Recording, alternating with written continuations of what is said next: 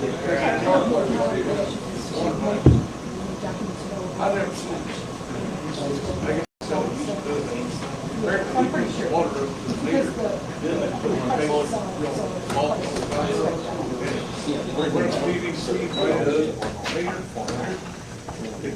That's where Is that where you did that? So I was trying to, That mud, watery mud? trying to. Ain't much room to work inside. I guess with this. You know you can dig around that hole. Yeah. They won't go back there too. I'm hoping that water is not. I'm not gonna make a shovel, working around the top of it, start wiggling, I just pull it all down. This one was in Hawaii, the corrugated stuff, and it was 26 years. Yeah, sure, packed in there. But I'll try that. What's that? No, this is top, Here's the corrugated. this is top. Did the plastic actually break into the CDC? No, it's just, you don't want to put that braided PVC fitting on it, screw into that bracket, it just cracks. Threaded fitting. That's right. Yeah. But you gotta have that firm. There you go. Well, see, yours is probably like that, all you're looking at is pieces like this big, and after that, that big plane down there, it sits on a plane. Absolutely. I'm early.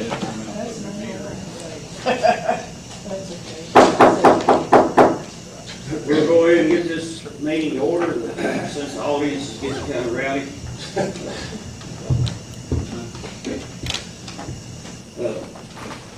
Welcome everyone, October 2nd. I saw on Facebook this morning that 823 years, since 823 years, we have been in October with 5 Sundays, 5 Mondays, 5 Tuesdays. I can't verify that, I didn't count it on the calendar. That's some really good information. But it said it on Facebook, so it's got to be true, I guess. But anyway, we'll go ahead and call the meeting to order, and Jim, if you would you open us in a word of prayer, please? Our Father God in heaven, we thank you for this beautiful day you've given us. We thank you for the little rain that we've had this past week, just to keep things growing a little bit. Father, we ask you to be with us today as we make our decisions. Give us the wisdom and guidance to make those decisions that are correct and in the best interest of this county. Father, we thank you for your Son, Jesus Christ, who came to earth and died, and for the forgiveness of our sins. And it's in his name we pray. Amen. Amen. If you would, only salute the flag. Pledge allegiance to the flag of the United States of America and to the republic for which it stands, one nation, under God, indivisible, with liberty and justice for all. Thank you all for that. There's lots of folks in the community that have been under the weather. I know, I don't think Brian would mind mentioning, I think his mother's in the hospital. He's visiting with his mother today. I'm not sure what with that, but anyway, just keep Brian and Spencer's mother in our prayers, and others in the community. So anyway, Madam Clerk, if you would call the roll, please. Squire Stump. Here. Squire Ferris. Here. Squire Eldridge. Here. Judge Travis. Here. Squire Travis. Here. Squire Cotton. Here. All right, we're all here. First item on the agenda is approval of the minutes, and the only correction that I see is on page 14. When Miss Wynn was talking, 3 times in the middle it says Miss Wheel. Other than that, I didn't see any issue whatsoever. Thank you. I'll correct those. So just those minor corrections. Yes, sir. Basically, we can approve the minutes. I didn't see a sheet in here, Lynn, for me to sign. If you got one, I'll sign. I didn't put one in there because I didn't know if you were going to sign it or not. I didn't put a signature line. Okay, well, do you have one? Because we pass them today, I'll sign it. I That way don't. we can get I them don't. recorded. I don't. I'm sorry. Okay, I got one on page 12. okay. It's a typographical error. Third line down, it says, she said they would perform, or like the fourth line down, she said she is currently 2 office managers, should be the office manager. Is it 12 at the bottom? Right? Yeah.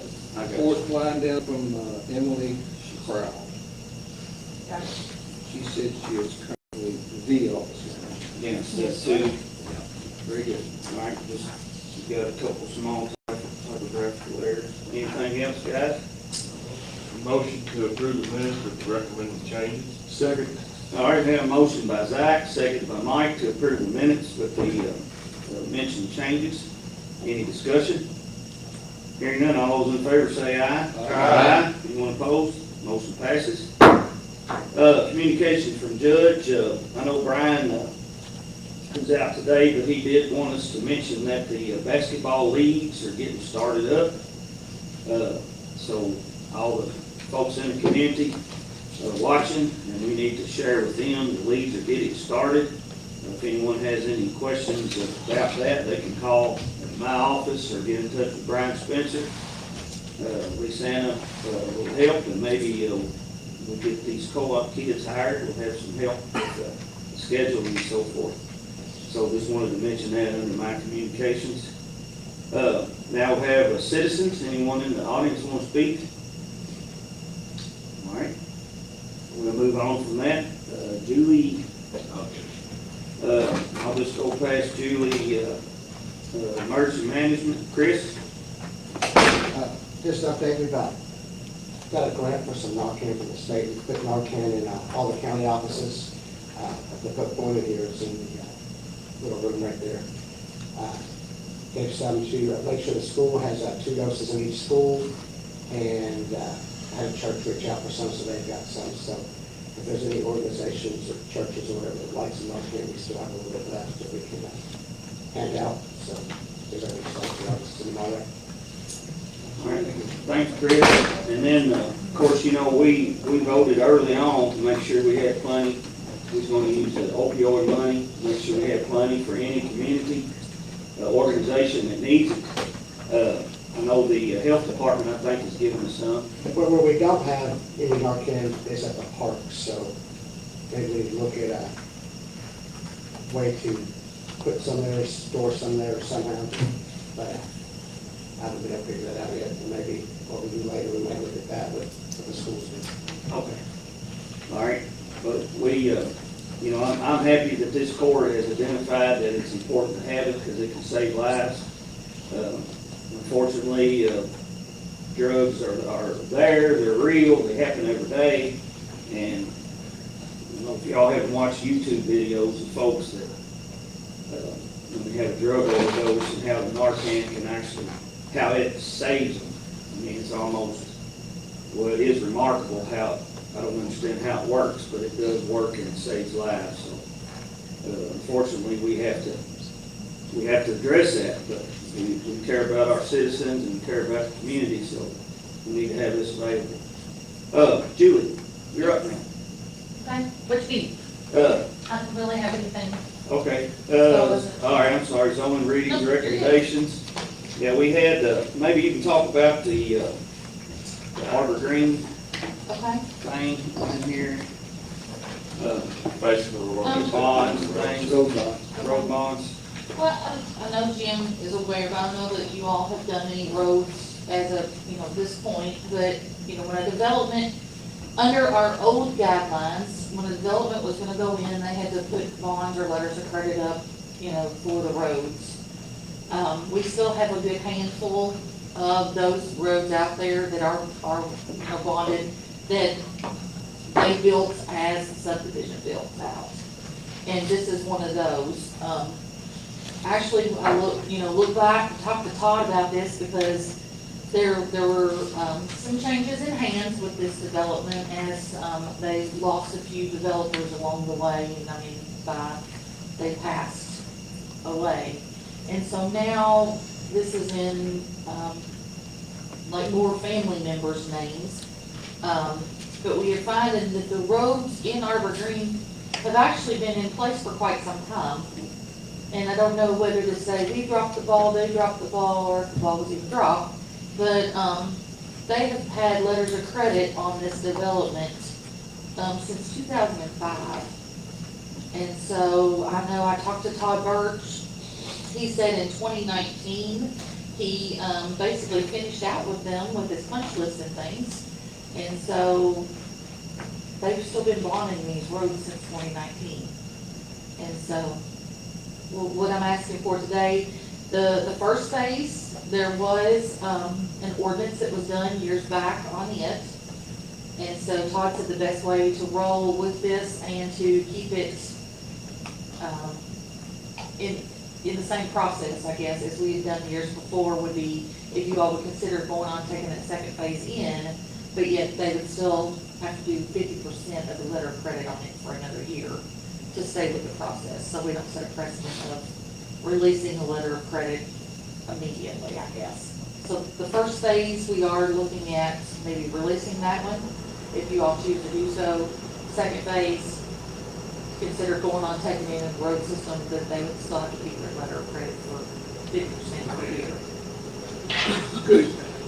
Again, just for information, on a letter of credit or a bond, is that like, they pay like an insurance premium annually or monthly? They pay a percentage. And that's what the developers pay. In the second phase, you're saying wait for a year, it's been done since 1982?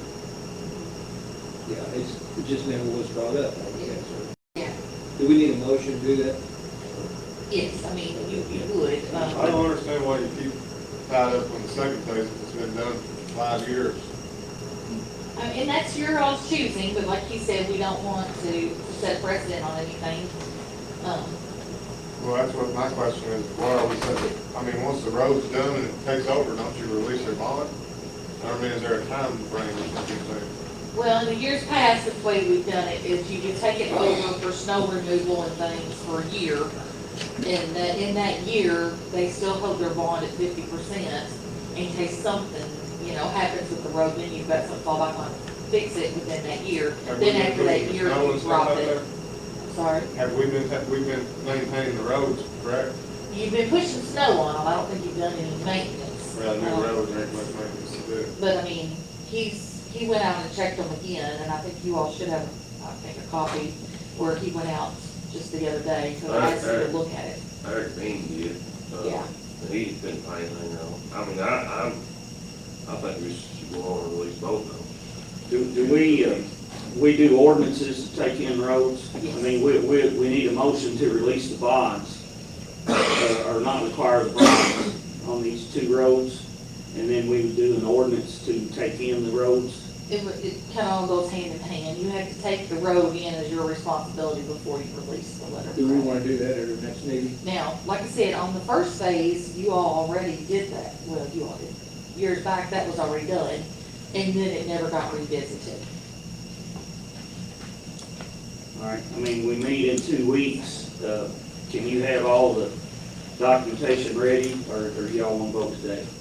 Well, we need an ordinance to do this, don't Right, we? normally, First and second reading. it's kind of crazy, because the road department keeps up with all these. I take care of the letters of credit to make sure they don't, not get renewed and they expire. But then Brittany is who types up the ordinances and then advertises and gets them in front of you all. Yeah. So, it's a group effort. Well, Julie sent me a list the other day of a whole list of roads over time, but then there's not too many that's still on there, and I wanted us to clean them up.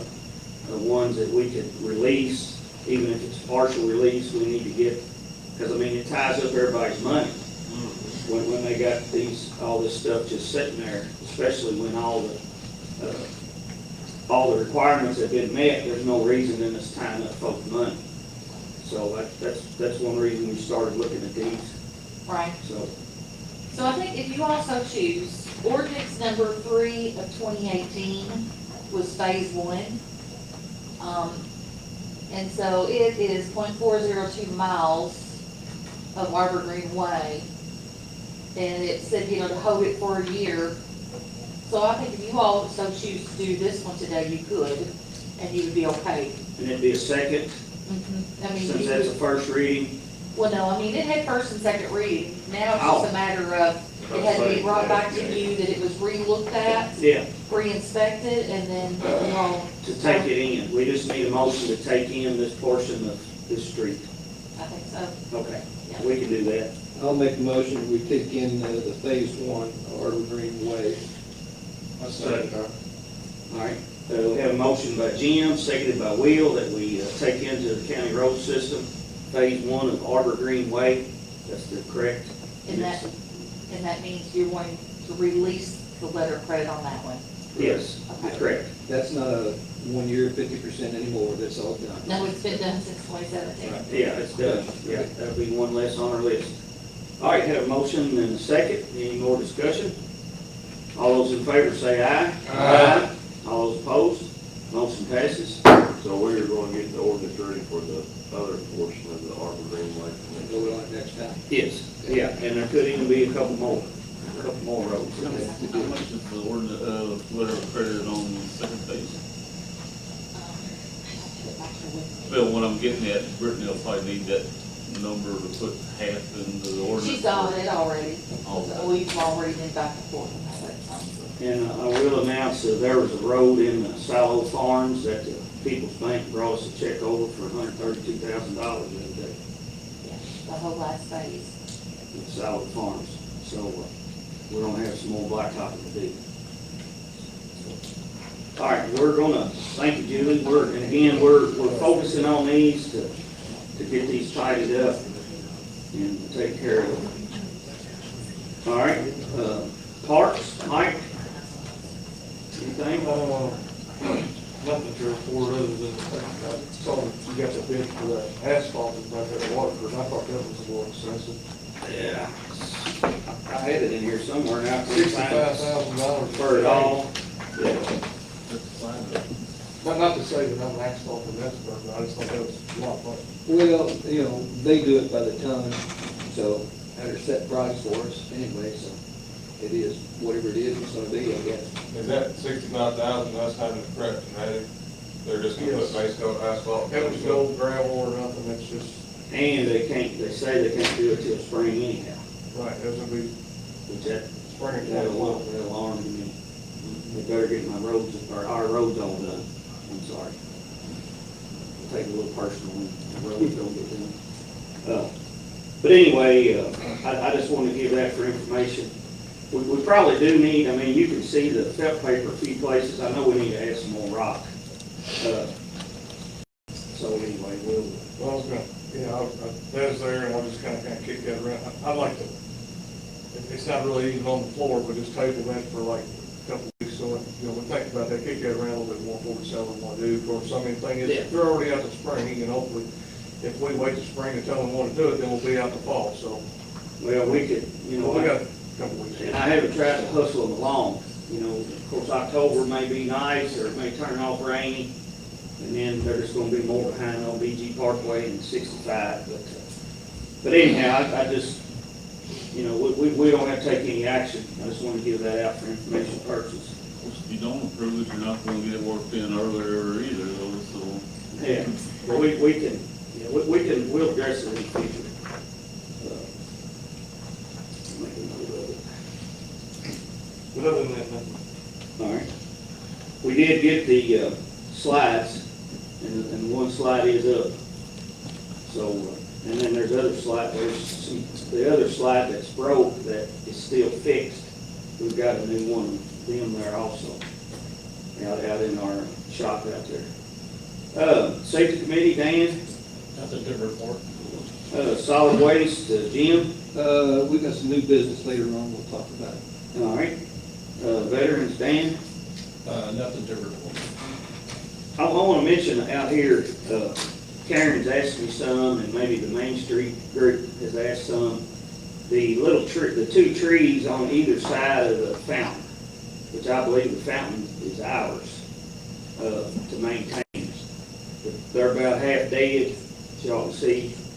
I mean, every time we plant a tree there, they seem to not do the best. Yeah, it's third or fourth tree. Yeah. So I can't imagine why I would go with big asphalt park. So, there was discussion about, do we want to take those trees out? We want to replace the trees? We want to do away with the trees? Of course, it's coming up on Christmas time, and Karen was asking about you just had a hole in the ground, and we could stick a artificial tree on either side. Anyway, y'all give it some thought. And I'll tell Karen that y'all are all thinking about it, we'll get back with her. But anyway, before we do any whacking and all, I want y'all to agree. Unless y'all go ahead and agree, go ahead and remove those 2 trees. You know, my thoughts are that we take them up and replace them with other trees also, whatever kind it is, because, you know, right now is the best time of year to plant trees. So we're gonna do it, we're gonna do it. If you'd like to make that in a motion, we'll remove those trees and then, we'll plant. You got any ideas? I'll make a motion that we take up the 2 trees that are half dead and replace them with, whatever trees we decide is best. Second. All right, have a motion by Jim, seconded by Mike, to dig up the 2 trees around the war memorial. And then, I guess, then we'll decide soon what trees to replace them with. Any discussion? Maybe get a cedar tree, because it grows in rock. Serious. Some kind of a fern. But, all right, well, we'll, I'll just, you guys, by the end of the week, you all give some ideas of what you want to plant, if y'all can do that. Or next week, so we'll go ahead and get them, we'll take them up and get something else planted. Of course, they do typically try to decorate them for Christmas, but Well, you know, I don't know if y'all know Mark Stowe, who's out on the road, he's got a landscaping company. He's donated a whole lot of stuff to the city and county, and I've called him and asked him his advice on what would be the best trees to put there. Some sort of evergreen, I would think, all right. so we can decorate them. Y'all good with going that route, what he just said? Yeah. We'll see what we can get. All right, He all right. did a big fancy Wade News outside, didn't he? One of the news stations, he did like a whole, outside area where they do the weather and stuff. Pretty good. All right, we'll check all into that. All right, any other discussion? All right, all those in favor say aye. Aye. Anyone opposed? Motion passes. Write this down, to the tree. Where am I at? Equipment committee? Nothing really to report other than, we've had a pretty good week or month. We haven't had anything major breakdown, but I do want to bring up to the court's attention, the possibility of by next spring, we need to look into maybe replacing some of the, mowers we're using on the tractors. To the extent of that, we're actually having a lot of trouble keeping 3-point hitch arms and brackets and stuff now that these mounted mowers are breaking the tractors down for whatever reason, hitting ditches or whatever. I don't know if it's an operator error or if it's just the way the mowers. I'd like to look at the possibility of going to a couple of 10-foot halfbacks and doing away with the side mount mowers and the 3-point hitch arms. Just like I want y'all to kind of mill around again a little bit. I mean, nothing we gotta do right now, but it's something we could probably look about not doing in the spring probably. Zach, if you don't mind, I mean, I wrote down mowers, but let's get with Todd and y'all get us some prices. Let's go ahead, because availability, it seems like it always is what we're up against. I know they've been taking a lot of the 3-point hitch parts over to, getting loaded on here in the last couple of months, and quite often, about once or twice a week. And like I said, I don't know if it's operator failure, if it's just the way they're mowed. I'd say it's a little combination of both, but, I bet we went to the 10-foot halfbacks, and I think it would speed up the process of mowing. Be a little less easier on the tractor solution to maintain.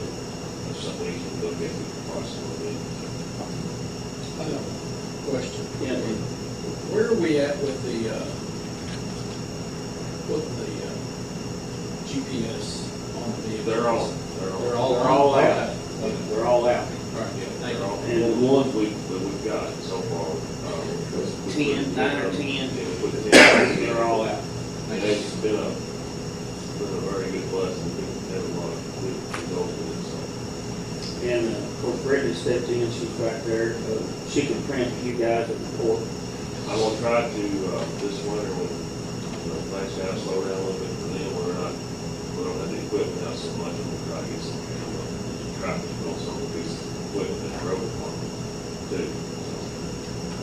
They're all on vehicles, Dan. I've got a brother-in-law who worked for KU, now he's a contractor. His job is just to go around and find equipment that they left on the side of the road, different places.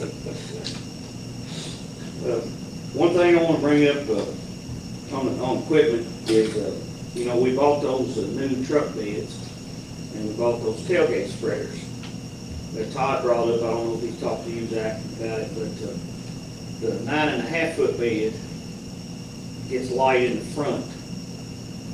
And then they was debating on if the tailgate spreader would work on a 9-foot bed, because it raises up and hits like a hitcher and stuff.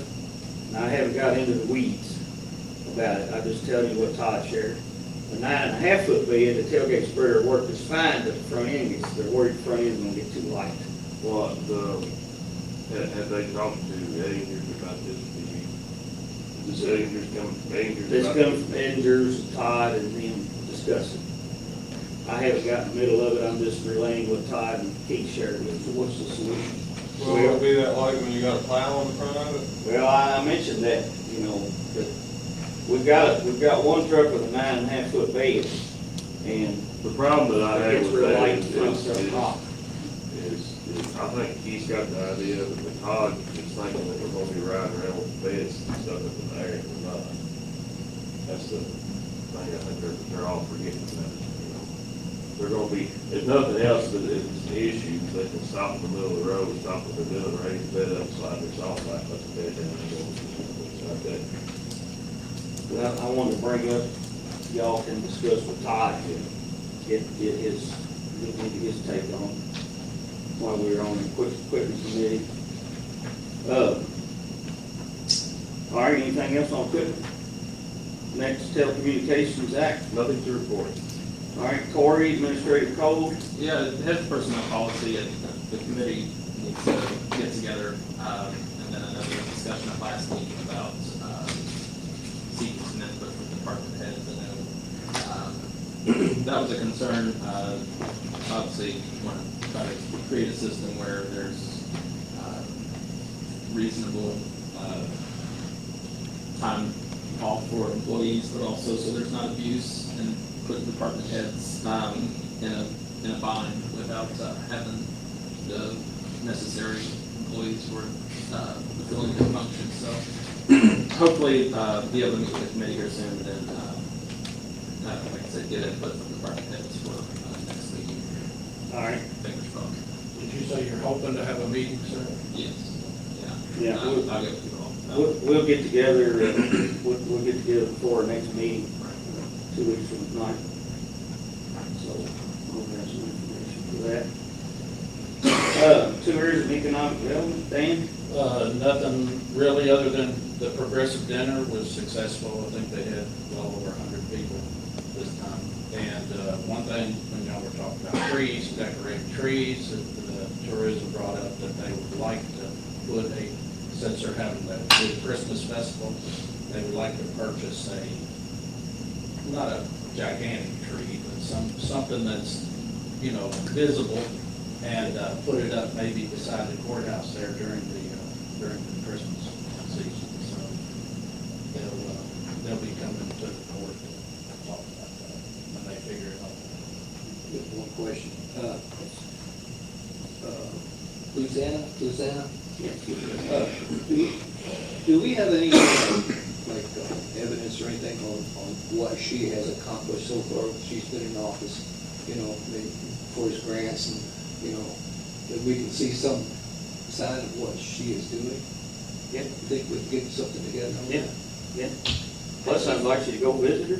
No, yeah. She's listening to the meeting right now. I have no doubt that she'll be able to give you something. We've signed off on several grants that she's applied for, smaller things, metal detectors that AOC denied. So we're waiting for a response back. You know, with some of these governments, you know, it's not about writing letters and stating, you know, why we deserve this. It's administration over, you know, you qualify for this grant due to population size, due to household income, things like that. So it's a little bit slower than, you know, your normal nonprofits would be. Well, I think a lot of what she's been doing too is learning the community, you know, meeting with, I know she's met with, the St. Mark's out there, I know she's met with pretty much all of the Chamber of Commerce, she's just been meeting, doing a lot of meetings, figuring out, pretty much trying to figure out where we're at with our tourism and economic development right now, so she can develop and figure out her plan. I've talked with her several times, and she's just, you know, you gotta get that figured out, you can't just come in there and just say, well, we're gonna do this, you gotta fill it out and figure it out. And that's one thing, they have these all-hands meetings now, Yeah. where all the different, you know, before you had the Main Street, you had the Chamber, you had tourism, you had all these different, the Stigler House, all that, they were all different, working on their own little projects. Now they have, once a month, they have a meeting where all those people are together, and that's where they came up with this Christmas festival, because everybody had a Christmas thing. Yeah. But they were all spread out different times and everything, so now they're gonna incorporate them all into something that people might be more willing to come, and, okay, now they're gonna do several different things here in town. You know, some other things she's done, I know, she's applied, with Lynn, they worked on getting voting machine applications and things, done those.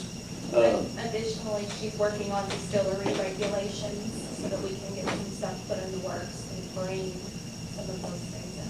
So Yeah. we've been working closely with Julie on that. Yeah, and I'm hoping to have that, possibly at next meeting where we have some regulations. You know, there's a lot to learn about distilleries. You have a distillery, you have a winery, and you have a brewery. And they have different rules. You think distillery catches everything, but it doesn't. But anyhow, she's been working with Julie, like Ricky said. We already have some draft stuff. If y'all like to see it, I've got it over there that they're still working on to present, or we can have some regulations. Sorry, I've got one more thing. We do have a meeting with the utility companies on Thursday. They're interested in putting money back into the community. They've given money to other counties, and they said it's Spencer County's turn. So they reached out, and she's handling that. Who is that, you said? LG&E, KU. And in addition to that, RECC has reached out to me, wanting to invest in Spencer County. They have a $330,000 zero interest loan that we can apply for. I think it's a 10-year note. But anyhow, I was kind of waiting on the pavilion area. When that comes through, we're going to need to get all our wagons in a circle and come up with a figure on what we're going to do and what it's going to cost us. And while we're on that subject, the two appraisals that we got on the property out there earlier in the year, Taco Bell just bought, so the two appraisals are making updates with the new land sale that was out there. So, but I haven't heard back, at least as Friday, I hadn't heard back from them yet, so. But anyway, so that's, Jim invites you to, she'll reach out to you. You know, and I'm not saying anything bad, and she's not doing anything, because, you know, in the last court, you know, we talked several times about hiring a grant writer and paying them a percentage of what they, you know, and show evidence of, you know, what they're doing is paying off for the county. I haven't heard, you know, anything specific that, you know, she's done or not done, but I think she's doing a great job myself. But, you know, we need to see evidence of, I think, you know, from time to time. Okay, we can do that. Is that something you want to see monthly or quarterly? Whatever you guys can. Okay. But, yeah, we get it, and we did create that position, and we hired someone, and we have to fund it. You know, and that'll be an obligation that we have to fund every year, and it's not out of line for us wanting to see results. And we can get those for you. So, all right, where are we at? Buildings and grounds, Will? I ain't got nothing. We're gonna do the roof after October test. That's correct. Have we heard anything from Walton plan-wise? No. Nope, I paid them, and we did a contract, and we said it'd be a bid. While we're on buildings and grounds, I think it'll be ready by next meeting from what their timeline was before, but we didn't get to approve it. So, way late. On buildings and grounds, I got I got the Ray Jewel 2.0 all sold in wheat, we got it all leveled out, and I sold about a third of it in Fiscal the other day. I'm gonna try to sold the rest of it this afternoon in Fiscal while there's moisture in the ground. And anyway, I'm gonna get Todd and them in there, and I need to cut a swale. There's a ditch there that catches water when it rains. There's a ton of water coming off the school down that first ditch. Okay, there's another ditch that catches water when it rains. It dumps and runs all across our whole area. So I need to put a pipe under the road, and I was thinking about you, Michael. We could put an underground pipe, but I don't know that we're ready for that just yet. But I want to go ahead and get a swale cut, because that other one dumps and goes in the field, and it just, some of the grass ain't gonna come up because it's so wet. Just me, I'd put the swale in it now and then pipe it later. Yeah, that's what I want to do. Yeah, but I'm gonna get Todd to come in there. They need to bring a little bobcat in there, and y'all hear it? Still working outside. Okay. Thought somebody was like, sound like an electric shaver. But anyway, I know it wasn't nobody here. Anyway, I thought I was going crazy. But yeah, we'll cut that in. I need them out there to clean up some blacktop that's in piles. Where we can get that picked up. And I've been texting Brian all last week about getting the gator in there and riding around picking up rocks, but his phone was broken. But anyway, we need to get some rocks picked up, some sticks. But the place where it's the worst is from where the rock that's been piled up in there and raised.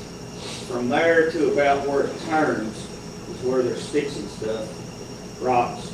From there all the way over to the 4 lane is pretty good shape. So I want to get it all growing, and we'll try to get that picked up before we're going to tear up some of the grass. We'll just have to come back and fix some of the grass later, but at least it'll have grass on it. I went ahead while I was out there working. I ordered some rock and dumped where we're going to put that impound lot. I was out there Friday, I think. Yeah, and Somebody texted me, and I don't know who it was, said, I think I've got enough rock on your lot now. I think I didn't recognize the number. Oh, sorry. Was it you? I think I told you I got rock out here, so I guess, Okay. anyway. It didn't recognize your number, and I just said thanks. Anyway, yeah, I think that was me, but I put some rock there because I figured just any day they're gonna say, we're ready to build this fence. And if we can't get rock like that, Right. we'll have that done. Right. And, but I'll get Todd and spread that out, and then I did put some more rock on the front part of the road, and I wanna get them to continue with felt paper, take it all the way around, which we voted, to go ahead and do that last meeting. But that's where it's at out there. Again, y'all welcome to ride in and take a look. It's shaping up.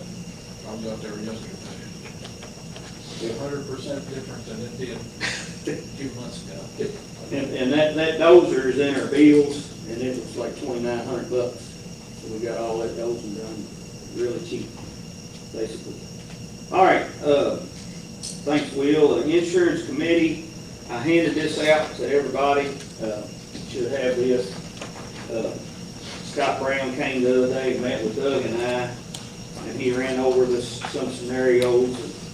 I think page 4 is where we're at now.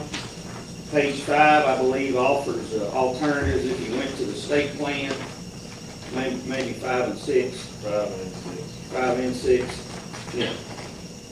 And of course, you can see we've got 26 that take a single plan and 4 that take employee, children, some sort of that, plan of that. And of course, we contribute $800. We had some discussion Dan was with us. Sorry, Dan, I forgot to mention. Dan met with us that day, and we were having some discussions on possibly raising from 800 to another figure if folks wanted to do something other than a single plan. We don't really have a recommendation right now, but the health insurance, it's health insurance board that we got together.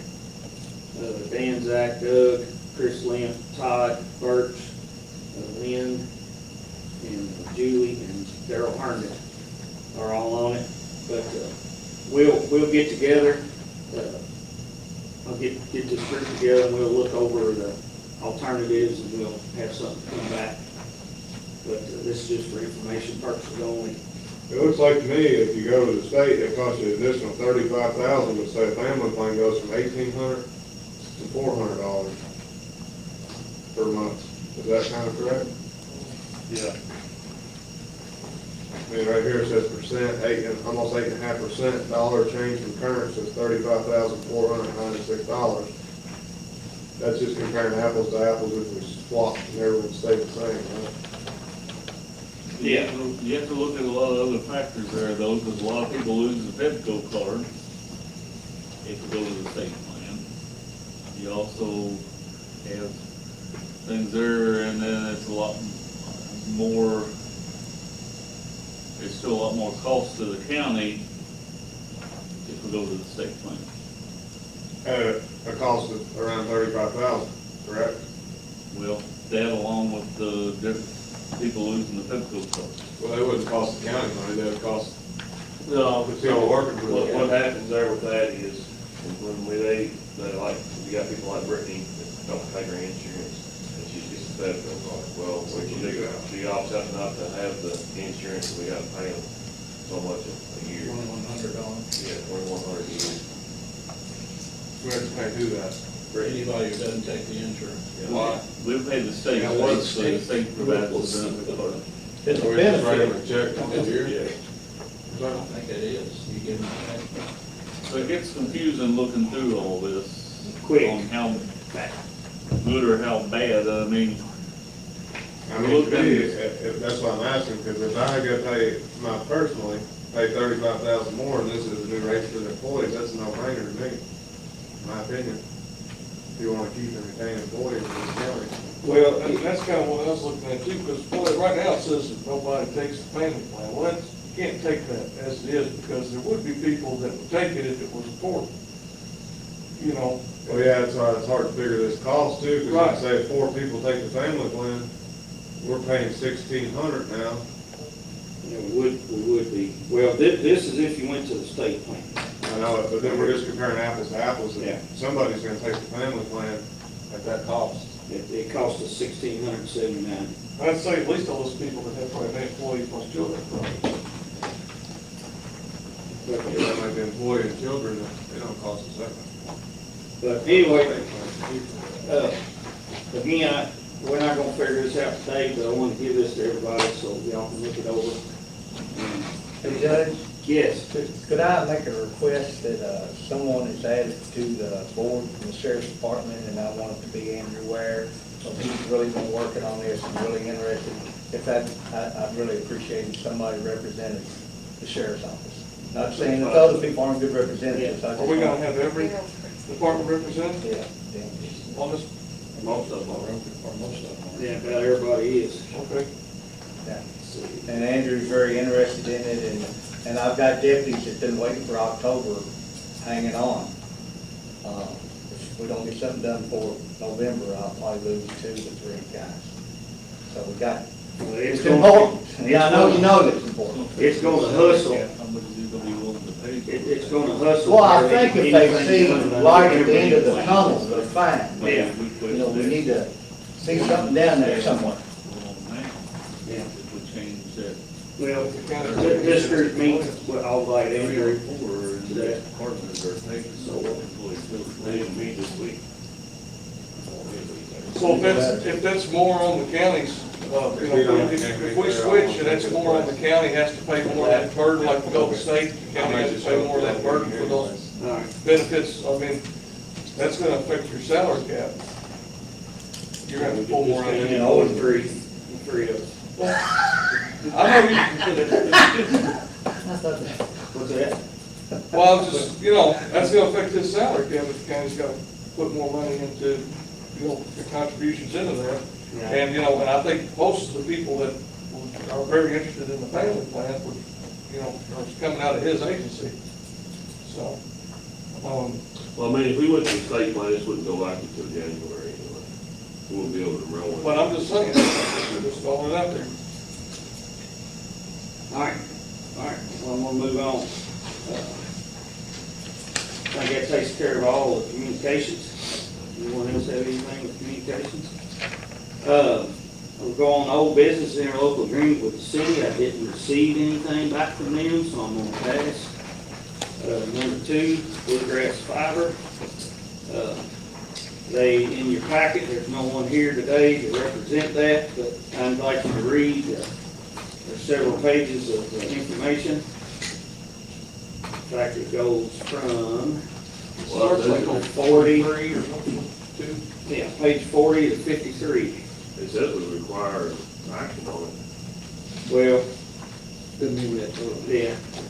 yeah, we don't have to vote on it. They're not here to represent it. But they did try to answer some of our questions. Bottom line is, if you got our big EMS tower up at the road barn, to get everybody around it, you gotta go 360 degrees. That tower was only gonna go like a fourth. Okay, so who's the winners and who's the losers? These people are the winners, everybody else is the loser. So you need to do more than just a fourth, but it looks like it's about $20,000 every fourth. So it's about 80,000 roughly if it went all the way around. So, I mean, I think the court was in the same conclusion. If they wanna spend the money, we'll let them put it on the tower. Yeah. I'm pretty sure that's. And I think we still hold that, I think it's foolish, but they're not willing to invest in their product, when we told them that if they invested in it and it worked, then we would tie on with more. And, Yeah, I mean, they want us to try it out for them, I agree. and everything that's in these pages here is facts that they've gained out in like Oregon and Texas where it's flat. And anything that has to do with supporting their idea of how it works in Spencer County is merely an opinion. And again, this is a private enterprise, and we're subsidizing a private company. Any of us that own a business could come before this court and do the exact same thing that they just did. Hey, guys, I'll help the community out by digging ditches for the county and this and that, if you'll give me $50,000. I don't think that's right. We all in favor? That would be for you. I see it just a little different because the previous court put $500,000 in the broadband. So, I mean, this is related to better internet for our residents. And so I kind of put that in one basket, I guess. Everybody providing internet is in the same basket. The $500,000 that we put in is for broadband. That's for cable, on the poles, in the ground. This is satellite, which, there's all kinds of companies out there selling satellite internet and TV. And the way I look at this is still kind of like in the R&D phase. This is proven, Well, that's my thing, is it's not proven, they want us to come out here and spend the taxpayers' dollars to prove their product is gonna work, and then our taxpayers are gonna pay their bill. And this is just a test, they say. And there's been a bunch of these pop up over the years, and for a year or two, and then it needs updated, it don't work no more.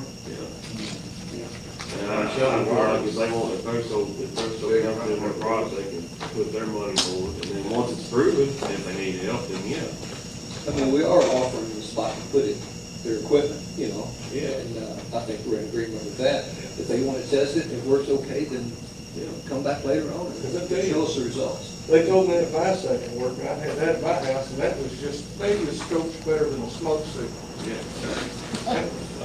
That was just, All right, so anyway, we will move on from that. Last under old business, courthouse security plan, Brittany. So in your packet, you have a quote, and right now, I would just like this to be for informational purposes only. I know it says action required. We've had some security concerns recently brought to us by some of the judges that work upstairs with courthouse rooms being left unlocked. It's been a big issue with Becky Robinson as well. This would be putting basically magnet locks on all of the courthouse doors, front door, back door, elevator door, upstairs courtrooms, both entrances there and judges' chambers. Basically, people coming and going outside of business hours would have to key in with a badge. I would be the only one who had access to creating these badges. You would be able to make guest badges for any contractors that were coming in so that they could be deactivated at the end of the day. It's just a good way to create accountability, make sure that everyone is being safe. When nighty's coming in clean, the door's not being left unlocked, nobody's burning the courthouse down. But with the amount that this quote is, I do really like this company, and I think it's beneficial to go with this company. I would like to see AOC pay half of this, and I can't get AOC to pay half of that's additional quotes. So this is for informational purposes. I do have this little binder that they gave us, and it basically just has specifications on the equipment that's being used. Currently, AOC uses key codes like this. The sheriff's office has pins to get in and out of their office because their deputies do come and go. It just doesn't make sense to have a key in this day and age. We got to make upgrades, and unfortunately, if the courthouse is old as ours is, it's going to cost a little bit more to get there. So you say ALC will pay for half if we I'd have like to 3 quotes? ask. I'd like to ask. I have to have at least 3 before I can even ask them. They did deny a metal detector, which was only about $3,500. So I can't promise that they will do anything, but with this bigger quote, I'd like to see if they will. They'll cover 50% of the lower level and then 100% of the upper. So are you gonna get 3 quotes? Yeah, I've already contacted 2 other companies. They're getting people to come out and It's ridiculous. They want us to, they're harping on us for making upgrades, and they don't want to put anything into it. Becky's advocating for us. She's been working really hard, but unfortunately, she's only one person in this force small. Well, Yeah, and I mean, really, the only thing they have rejected is to start, for now, they did the roof, they agreed to the roof, no problem there. But the metal detector, someone said that, 1 was enough, and, but anyway, I think we need another one myself, and I think that the circuit clerks and them do also, but we are applying for a grant to get a metal detector. Where do you put the second one? Well, we'll have to figure out where to put it. I mean, I Well, have an right idea, now- but Right now, you need one up in the main floor, you need one at the elevator. Technically, In front of the elevator? yeah, you gotta have it downstairs. Right now, basically, when they have. There's only one right now, it's upstairs. No, right now, it's in the front of the elevator, right? well, there's only one upstairs. We haven't moved it down yet. It's upstairs in front of the court. Right, where y'all gonna Well, we aiming to put it right outside the elevator, and then, my thought is we have another one over here in the hall. By the stairs? Well, when, that way people can come in and go to Lynn's office and go to the PDA, but to go to the court, they can still come in the door and go through the metal detector there, because not everybody can, if you make everybody go up and down the elevator all at once, they'll be standing outside. So we would have, on court days, we would have the 2 working. One in front of the elevator, one going towards the stairs. Yeah. Are these portable enough where you can move them from day to day? No, but No. the new one that we're thinking about getting is going to be ADA compliant, so you'd be able to get a wheelchair or a walker or anything through it, which you currently can't do. I mean, you couldn't move that piece of equipment over here before court day and then move it back? It's not portable enough to do that? To the best of my knowledge, no. The one upstairs, you wouldn't be able to do that. Okay. What was their reason for turning down the one scanner? I mean, did they give us a reason? Because we had one. Just don't think Nothing we bad had. has happened yet. We had one, what I get, one was none. Well, James Allen Tipton reached out to me about it, and he was gonna work with one of the court justices on it. And evidently it didn't work so well. Well, apparently, since you mentioned James Allen, we're like 3rd in line to get funding for courthouse upgrades, or a new courthouse, whatever that looks like. And that is a big discussion.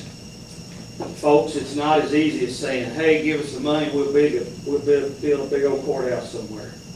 There's lots of factors that go into, because how will that change your town? So to speak. So we'll have that debate down the road, not this morning, but you guys think about, when we do build on or upgrade or build new, how we manage all the little quirks of it. So, Coach Cheryl figured it out. I will. I've got it. All right, but anyway, thanks, Brittany. We'll get a couple more bids on that, because we've got to have 3 for AOC to reimburse us. So we got that three. All right, next on the agenda is a budget amendment on new business. Doug, I'll let you go through and explain what all this is.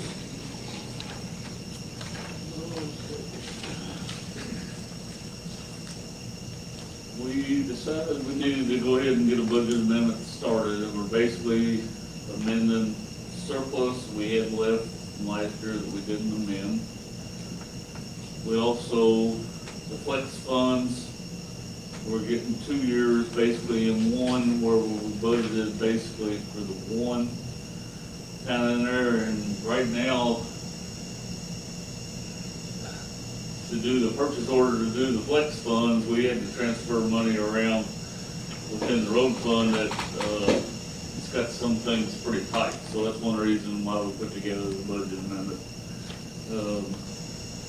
We did include in here also the $138.31 that we got on Silo Farms road bond.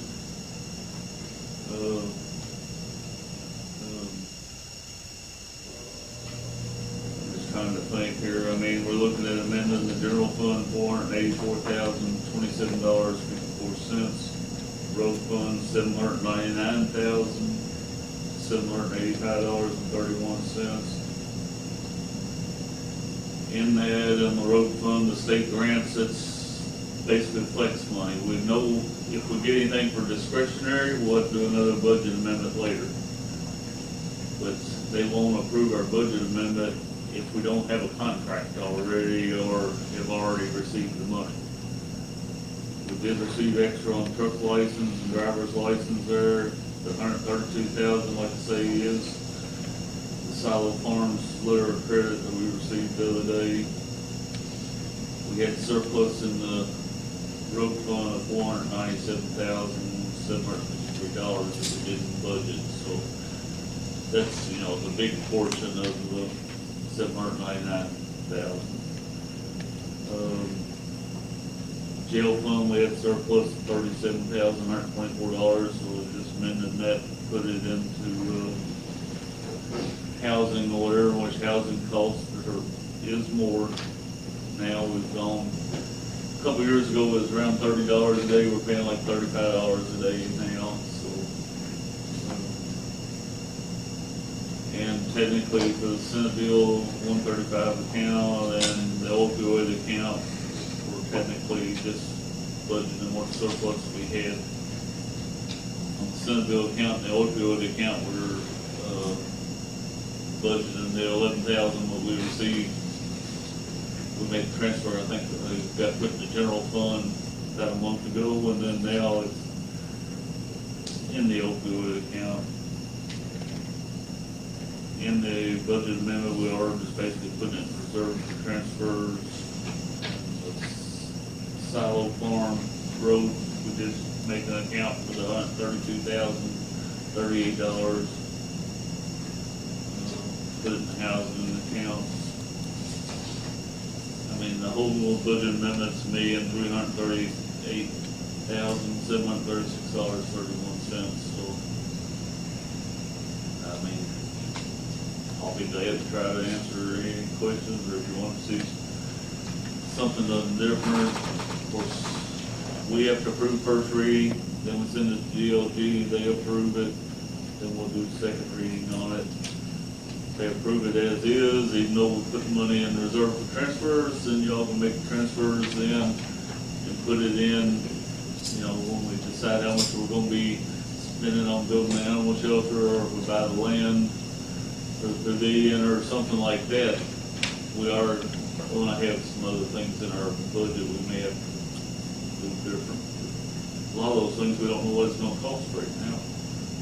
Do we need a motion for the first reading to approve? Yes. I'll make a motion that we approve the minutes form. Second. All right, we have a motion by Jim, second by Zach, to approve the first reading of the budget amendment that Doug just shared with us. Any discussion? Madam Clerk, if you would call the roll, please. Clerk Travis, Yes. Sorry, Squire Cotton. Yes. I didn't know Squire you said Stump. builders. Squire Ferris. Yes. Squire Eldridge. Yes. Judge Travis. Yes. Motion passes. Sorry, Jim. Caught you off guard. Normally I do voice votes. Then we do a roll call every once in a while.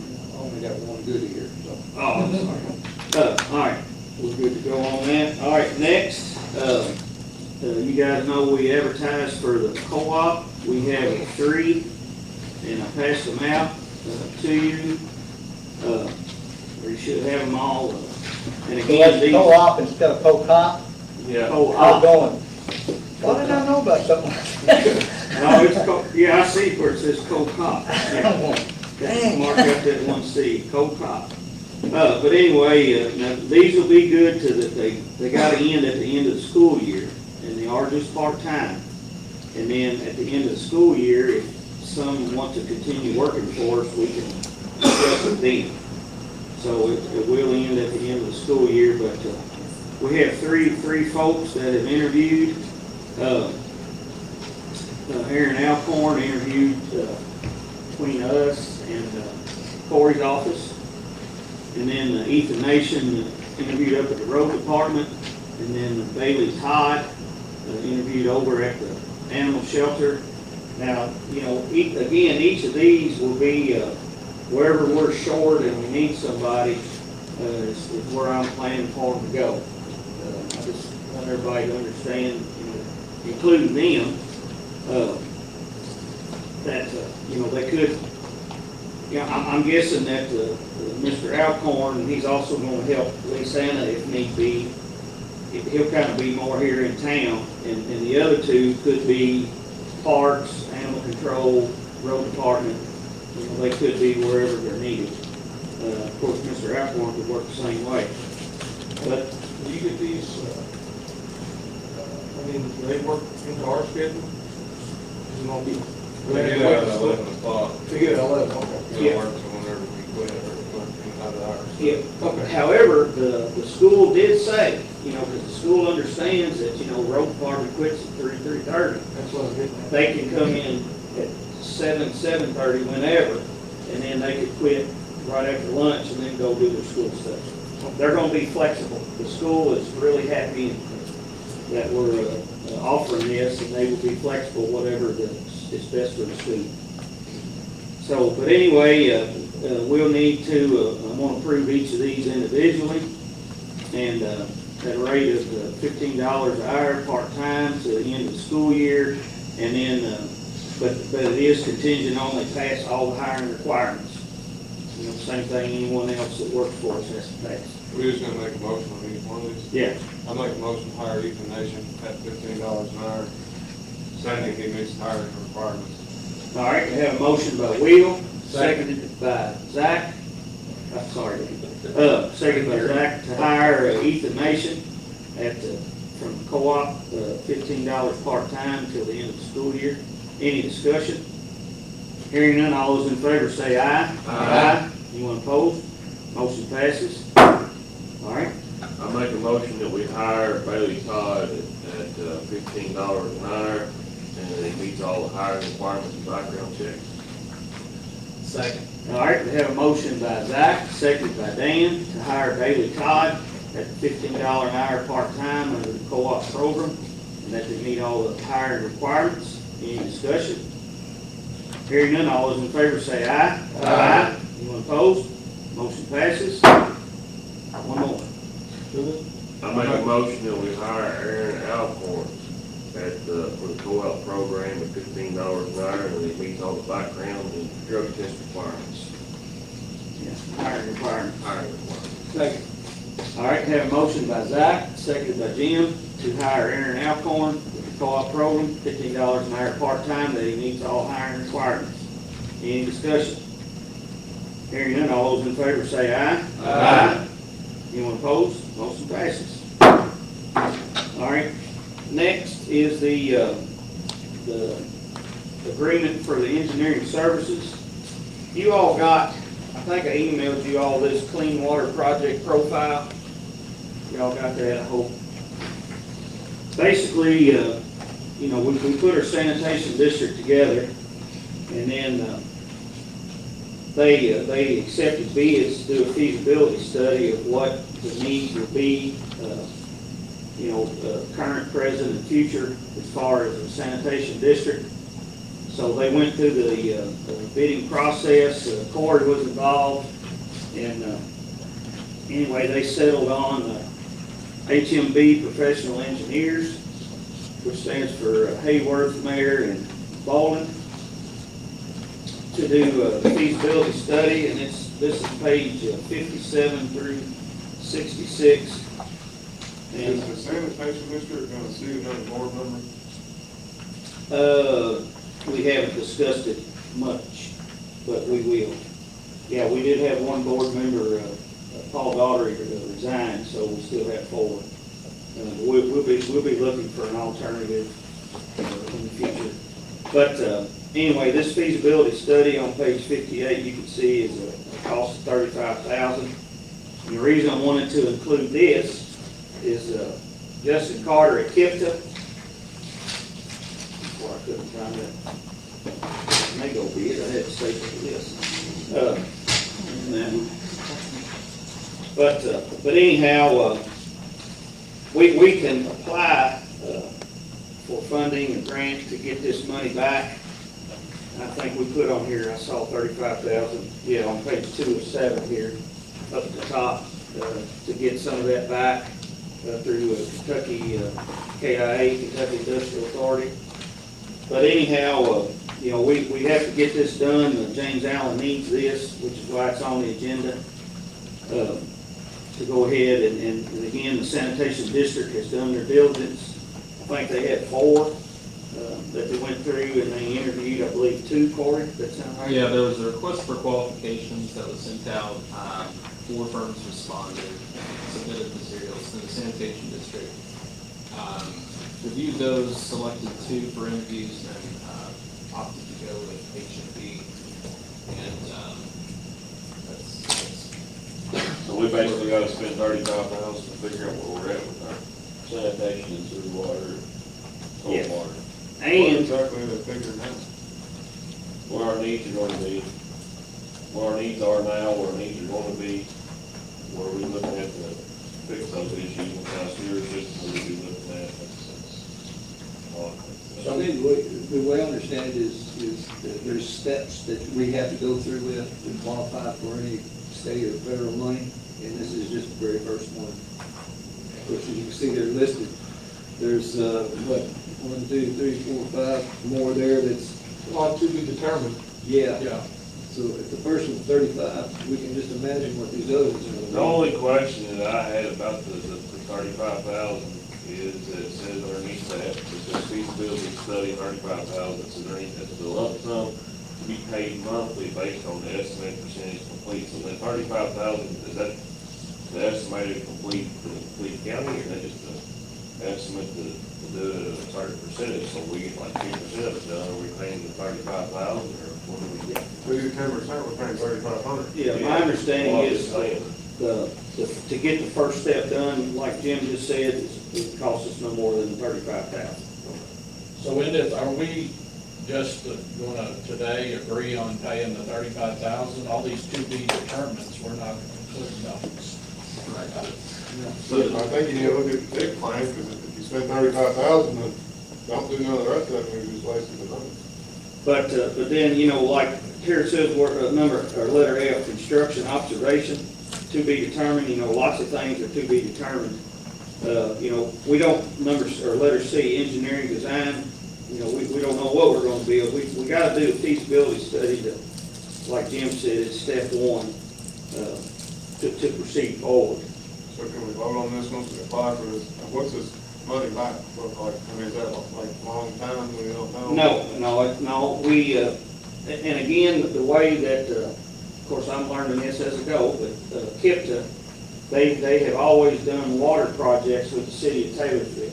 They've never done a sewer project, or at least as of late. And as of late, could be several years. So anyway, but to do the water project, KIA helps with money to get like this study out of the way, and then KIPTA will help get funding, whatever that looks like.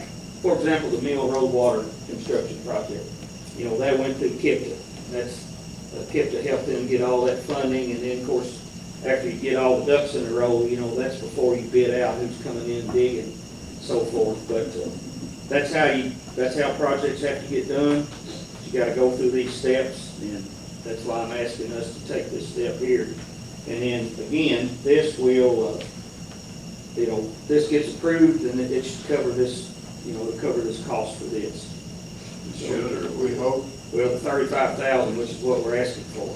And you can ask for, to do the study, which is, in this document, it's allowed. So you're 100% sure it'll cover, or you think? Well, we're applying for $35,000 for engineering fees, Yeah. and then that's what this bid is, to do this feasibility study is $35,000. So if it gets approved, you'll pay it. Yes, right. But again, we could, if we continue to do nothing, we'll never get to where I feel like we all agree we need to be. So this is one of those required steps that we got to take to get started. Motion is approved. All right. Is there a second? We approve it to the 35,000. Yes. All right, well, yeah, and it'd be to accept HMB as to do the study. Motion to accept HMB to do the study, price not to exceed $35,000. All right, have a motion, is there a second? Second. Have a motion by Mike, second by Dan, to hire HMB for the sanitation district to do the feasibility study and the cost not to exceed $35,000. I was just wondering, Any we only discussion? we're spending that much money, I mean, I don't see the one quote here. It doesn't matter, just do it from. You did a request for qualifications first. Yeah, And so so- basically, then send the bid though, right? Well, if you're doing the request for qualifications, you don't ask for money, and in order to qualify for funding from KIA potentially, it's got to be based solely on the qualifications, so it's not based on the pricing. So we're good. All right, any other discussion? Was there a time limit or anything on this, of when they was gonna get started I'm aiming to get started right away. Right. and finished? It's my understanding that this was approved at the sanitation district's meeting tomorrow. The hope, I believe, was to get something completed by early November to get the days out for Frankfurt. The only thing I would potentially add, and not to Robert's rule is to death, but if the motion would also say with any necessary changes in the contract wording. That way, in case there's any tweaks that we need to make. Saying everything 35,000, but just if we need to. If you need tweaking, Yeah. legally. Yeah, and, for instance, the engineering fees on page 2 of that, the question about lump sum, monthly payment, just so that's nailed down, so I understand that would be a lump sum for the 35, the rest would be monthly, but that would be the $35,000 upon completion of the feasibility study. Just talk with them, get that squared away. Could you, is the maker of the motion good with adding what Corey said? Yes. And the seconder? And Yes. could you just, I'm sorry, Nate, could you just share that with Lynn, and then we can get it in the minutes, additional language? Of course, we did not to exceed 35, so that kind of put a cap on it. Right, yeah, it was just for basically contractual conditions, Right. modified. Okay, all right, everybody good with where we're at? Everybody understand where we're at? All right, Madam Clerk, if you would, call the roll, please. Squire Eldridge, Yes. Judge Travis, Yes. Squire Travis. Yes. Squire Cotton, Yes. Squire Stump, Yes. Squire Ferris. Yes. All right, motion passes. And then a question budgetary wise, because we ran into this before and trying to stave off in case there needs to be a special meeting. Do we have the funds necessary in the account to pay for the 35? Well, y'all remember, we put, I think, 25 in several 20,000. meetings ago. There's 20,000 right there right now. So we need to do a transfer, yeah, but that's part of the question I was having, how soon will we be paying, do we need to do a transfer today?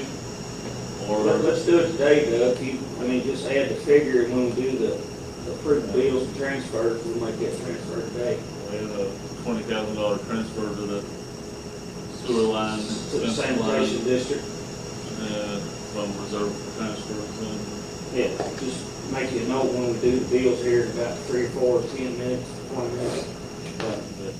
that's what I was looking through there now to make sure, because technically for Brittany to be able to write a purchase order, pay them, how quick are we gonna be paying them? There'll be enough, you probably think first payment right now, but I don't think there'd be any payment currently, but just, that way it's one less thing down the road, so we Right. don't have to do that. Yeah, we'll do it today. Have that, since we know what the price is gonna be for that. All right, next item on the agenda, Jim, we have top flight stop signs. Okay, what this is, I received a request from a resident in Top Flight. As you can see on the bottom of this page here, my agenda summary sheet. Last year, we placed a three-way stop sign on Pilot's Way, which is a long, straight stretch, and then Cessna Corridor Drive tees into that. We put a three-way stop there just to slow the traffic down on Pilot's Way, and it evidently has worked out fairly well. Chief, Todd puts them up. Talked to Todd about these three that I've got listed there, which is on back end Top Flight. Top Flight is R2, where it's houses are packed up on top of each other, and there's a lot of traffic. Then on the back side, we've got 44 new houses that Trevor Brown's going to start any time now, and all that traffic has to come out of that subdivision. So I talked to Belushi, Laura Belushi this morning. The HOA is in favor of these, and she actually, the three I had listed there, there was maybe one of them, the one at Landings and Clubhouse Cove, may go down one block. I wrote them and looked at them yesterday, but anyway, I'd just like the court to give approval to do that. It's a very cheap, inexpensive way to slow traffic down on these roads, and will everybody stop at them? No, but we don't do speed bumps, so to me, this is the next best solution for us at least to try to address the situation of people driving fast in the subdivision. So, motion to approve. good deal. Second. Second. All right, we have a motion. So is that Yeah, how many stops, how many three-ways we printed putting up up and in? down, or is it gonna be those three? There's going to be three. I will, those three right there that's listed. Add up those. Those lanes. But isn't it, at all one of these, you'll have to have two stop signs there, 'cause there's already gonna be one on the side street, correct? Right, takes two stop signs per Yeah, intersection already one. and two additional stop before you get there. Yeah. Stop sign ahead. So. Four signs per spot. Four per intersection, is what the sign's gonna take. But it'll be at these three intersections. Yes. That are listed. It's right now. Okay. The one at, really close. Clubhouse Cove may change down to half a block or so to, I don't know really what she was talking about, at Eagles Nest, I think is the next intersection down, but I think I could meet Todd out there, and Todd could probably give us some additional information on which one of those locations. They're only a block apart, so it's either going to be at Clubhouse Cove or Eagles Nest. As long as these are set in stone, then if there needs to be another one, then we can have Yeah, that. it won't be any more than three. Yeah. Yep. All right, we have a motion and a second to approve these adding stop signs at intersections to have more than just a two-way stop in Top Flight on these listed streets. Is there any other discussion? Hearing none, all those in favor say aye. Aye. Anyone opposed? Motion passes. All right, next, Kim. Solid Waste Committee met last Thursday, and Zach and Karen were there, and we agreed that we want to go ahead and bid out our garbage collection for 1 to 2 year contract, whatever we decided to do.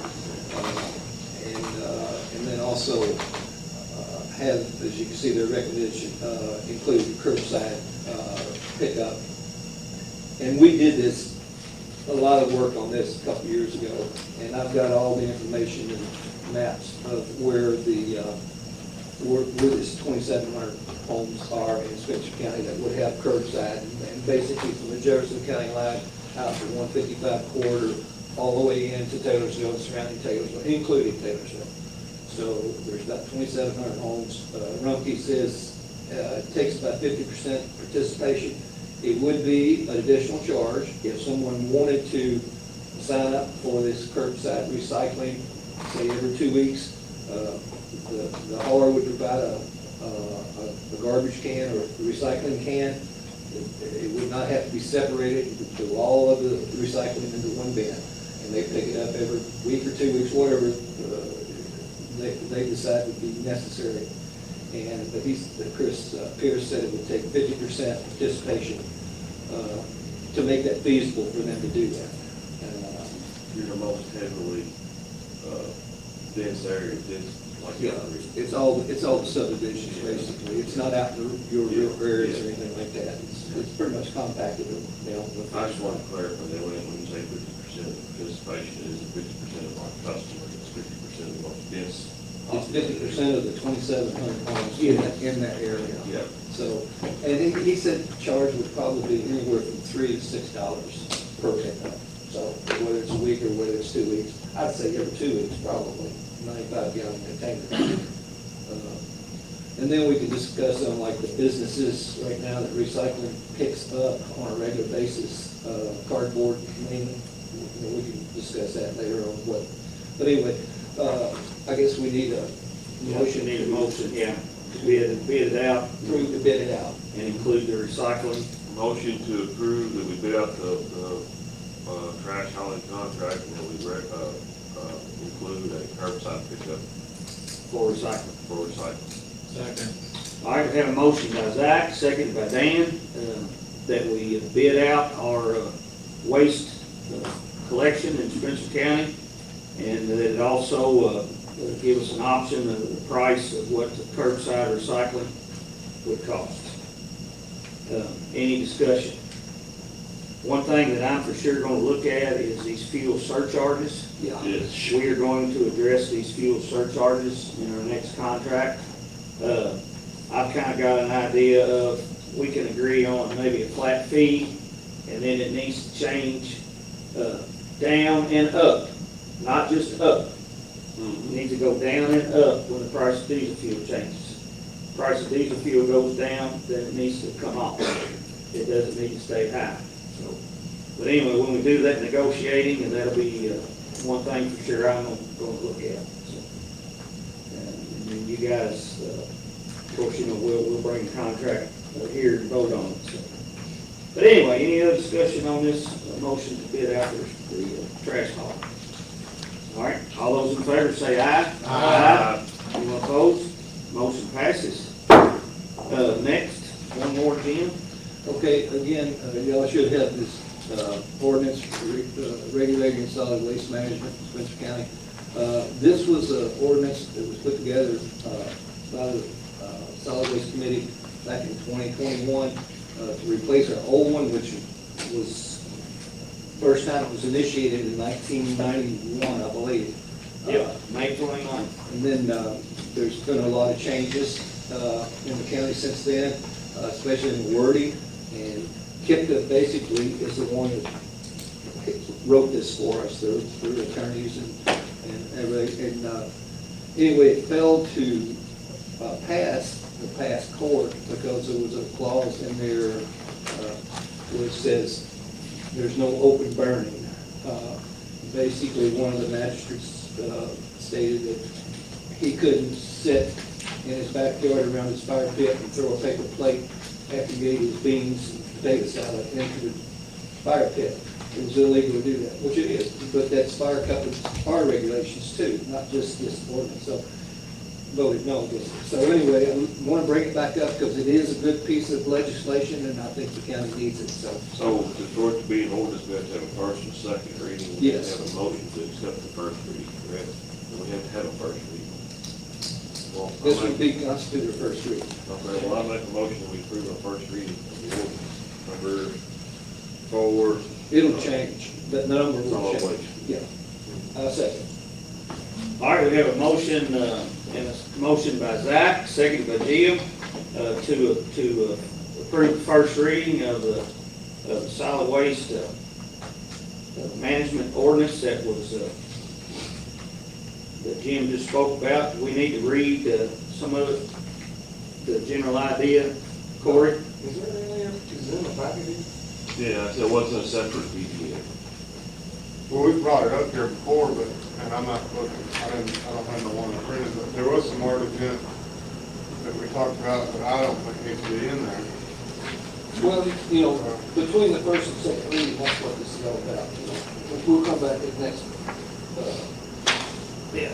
meeting when we have a second, and we can change anything we want. I remember reading through this back in cold weather this year, and where he says they talk about burning any solid waste is prohibited. I don't know if that was different. I don't know where it is on this one here. It's on the fifth page of it. Which page? The fifth page, and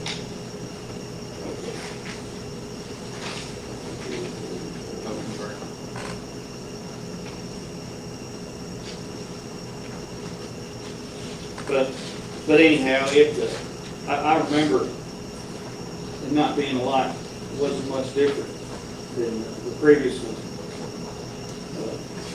Anyway, you have a question? I'll bring it up the next go around. The whole thing about this too is, you know, the previous court, we put this together and over a period of several meetings where we changed language over and over and over again.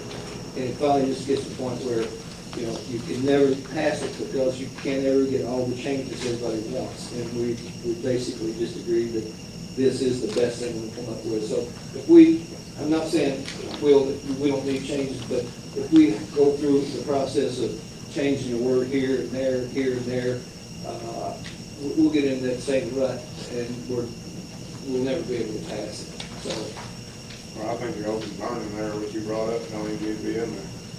I don't know where it says that in the fire code either. It says burning of any matter in such manner that the combustion resulting from burning is emitted directly into the outdoor atmosphere without passing through its stack or chimney. The ordinance that we currently have right now, that was made in 91, on page 13, I have the old one, it's under letter H, it says burning of hazardous waste is prohibited. You know, we already have that. Of course, that's a pretty broad statement, but it's 32 years old also. Anyways, it says hazardous. Yeah. You know, and if not to jump on, you know, previous bandwagon, you sit around your fire pit, you want to throw your plates and beans in there, whatever, you know, you gotta use your head a little bit, but this open burning is, I mean, technically, the way it's written, it's pretty vague, you can't even like cut down 3 trees, put them up on your farm. Well, no, it has nothing to do with natural tree limbs or anything like that. It just says burning of any matter, so that's what I'm saying, I think that if you just change that to organic matter. you know, technically, as it reads, it says any matter, so you can't burn nothing. Well, then we could change, you know, if we want to change something like that.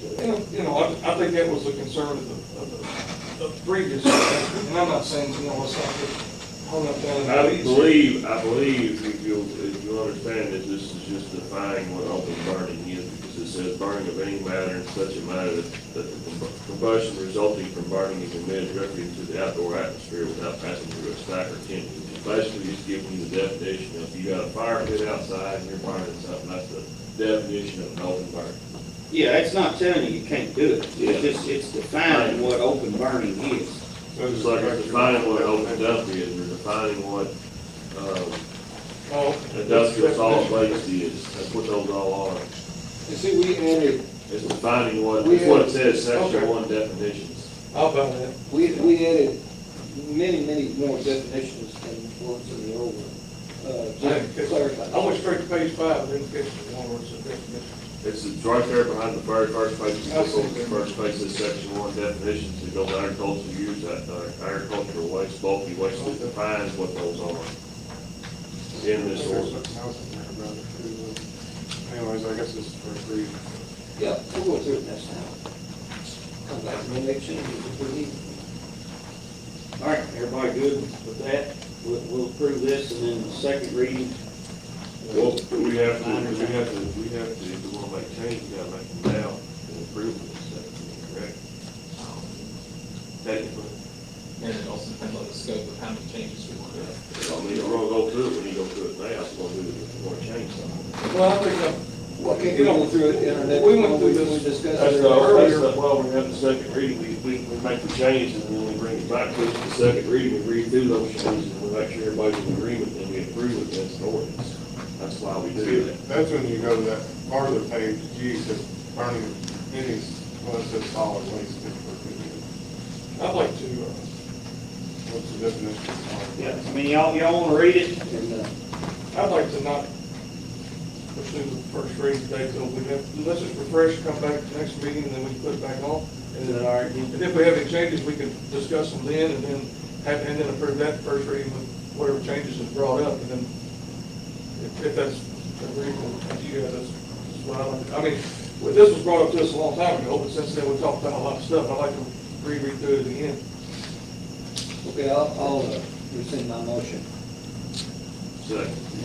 Not to say that I won't have any changes, I just like to read through it again and get it well rested in my brain here. All right, well, the motion was rescinded, but it will be on as old business next meeting. Or we can table it. Well, I mean, I'll put it on the agenda next meeting. Okay. We're gonna go on shore. Write that down. Chris, I think you're up next. We were in a safety meeting with the school board last week, and they requested some funds from the opioid settlement to place Narcan storage boxes, access stations in 2 in each school. Cindy Hayes, the head school nurse, provided us a quote for 2 different products. One is a metal type locker that's in your packet. Kind of looks like what an AED hangs in at the mall or whatever. Those for $300 and some a piece. The second option was a black hard plastic, kind of looks like a case you get when you buy like a gun from the gun store. It's labeled on the outside, overdose kit, which is a hard plastic case which is about close to the wall. Now, how big? Plastic. About the size of like when you buy a pistol, that size. How many, They're requesting 12, two how cases. many vials I would imagine putting two, the way the Narcan we get comes packaged, there's 2 doses in each box. I would say we put 2 doses in each kit, so there'd be 4 spread out through the school. School would have refills for those? Well, eventually, yes, we have plenty of Narcan we got off grant that we could, if needed, that we could help them out with that for now. But It's the life expensive at Narcan, you've told us before. I mean, how long is that? let me take a look at this last dose we got in, I can tell you. We've got some back there. Question, what else is we have for? Can we take our money and fund another government entity? I think in this case, though, it's Very important question. it's Corey. I'm sorry. I said, can we take our money, the legality, when it's, can we take our money, which is old yard money, and fund another government entity? There are guidelines on the opioid money, I don't have them with me, but I'd like to. I would imagine that would be within one of the, because I think. Well, we couldn't lay it down for the grant too. The requesting the opioid settlement money that came to the county for the opioid lawsuit that we got into, which, I just wanna make sure that we can share that Yeah. with another entity before we agree on this. I mean, we bought the Narcan to give to whoever needs it. There's like 5 pages. We're not really different than that. Authorized Uses uses. of our can, we're just told not to use it in our. No, we're not authorizing them to use the Narcan. Yes, Yeah, right. That was what we were- true, yeah. That's what we're discussing. It's very particular who can authorize the usage of Narcan.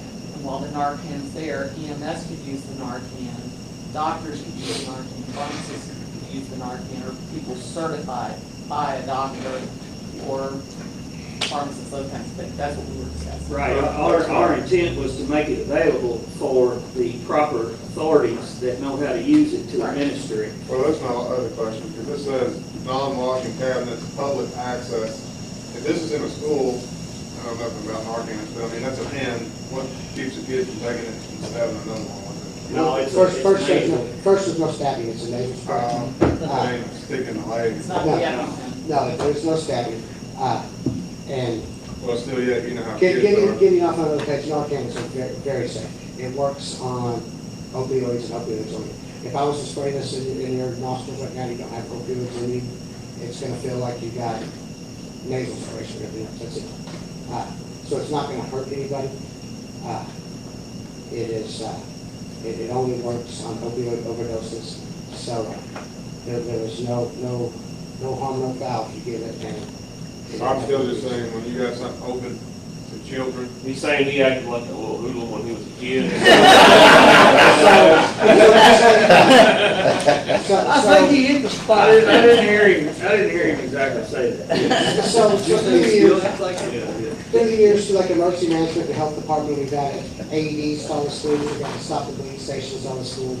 So we've already got stuff in there to respond to other type of emergencies, where unfortunately in today's age, opioid and overdose emergencies, we see those a lot more than we're seeing the need for AEDs in the school. We have them there just in case. Stop the bleed kits the same way. But the number of students in the schools, the number of visitors that come in and out of the schools each day. I'm all for doing this, I just wonder, you know, if there's a better way. Are they gonna be in like a controlled environment? They're not gonna be like, you're gonna No, they're gonna put be a box in the hallway? It's gonna be in the hallway that way. If a teacher, if there's a student or a contractor that's in the school has collapsed and they suspect it's an overdose, they can access that and they can treat that right Well, away. I like option number 2, at least being in a phase. I think when I talked to Cindy, she seemed a little more happy with option 2. I think option 2 is the more affordable option, and it's kind of more portable, because they can grab that case off the wall and take it to where they're going, as opposed to having to just get the locker and other stuff out and take it, because it's a black case, the velcro to the wall, and it's got a handle on it. I'll make a motion to spend up to $683.98 for emergency Narcan cases. Second. All right, we have a motion by Will, Out of the opiate settlement fund. motion by Will, seconded by Zach, to approve option 2, a total of $683.80 to buy these plastic and Velcro opioid storage kits, and that will come out of our opioid fund account. Any discussion?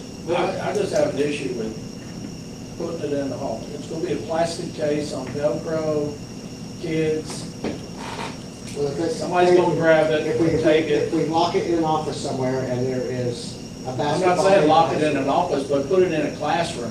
But if Where- those classrooms, okay, so when we're in the schools, and this goes back to a lot of the pre-planning and safety, like every classroom in the school, when you close that door, it's locked from the outside, it's gotta be, so if there's a basketball game or a football game and it's after hours, and these cases are in the office, or they're in a classroom somewhere, there's no access to it.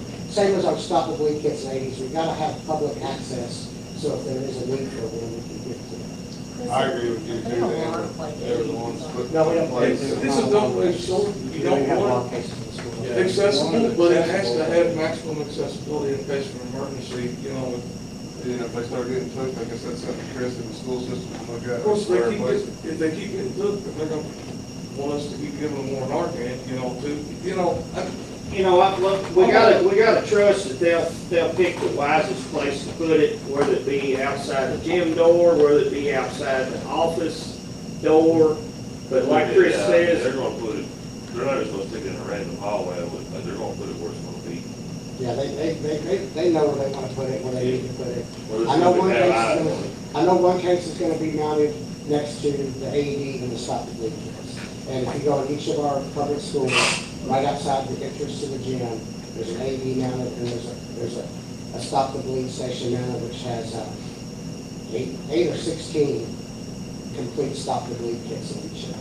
I didn't wanna, Well, we helped fund those through grant, through like emergency management, health department. The Stop the Bleed came 4 or 5 years ago with the emergency management, health department together and did that. The original AEDs in the schools, the county helped fund with the grant 15 years ago, where the school system replaced them on their own, 4 or 5 years ago. Well, that was just gonna be my next question. Obviously, I made the motion, and I still stand by it, but I'm pretty sure the school board had assessment, main case on, we're funding all the safety things for the school. I just listen, I don't know how much, money, I don't remember off the top of my head how much money we have in the opioid fund that we got out of that. But with that being said, I think Scott and Chris would both agree that, the opioid crisis in this country and in this county is not going away. And we can't say that 6 months down the road or whatever, we might face as a county a bigger opioid crisis, something come up, a new bill on the streets or whatever, and we might need this, we might wish we had this $700 to put back into what we're expending out to help protect the rest of the county. And where I think that Narcan in the schools is a great idea, the school system has more money than anybody else in tax base in this county. And we're already giving them the Narcan to put in it.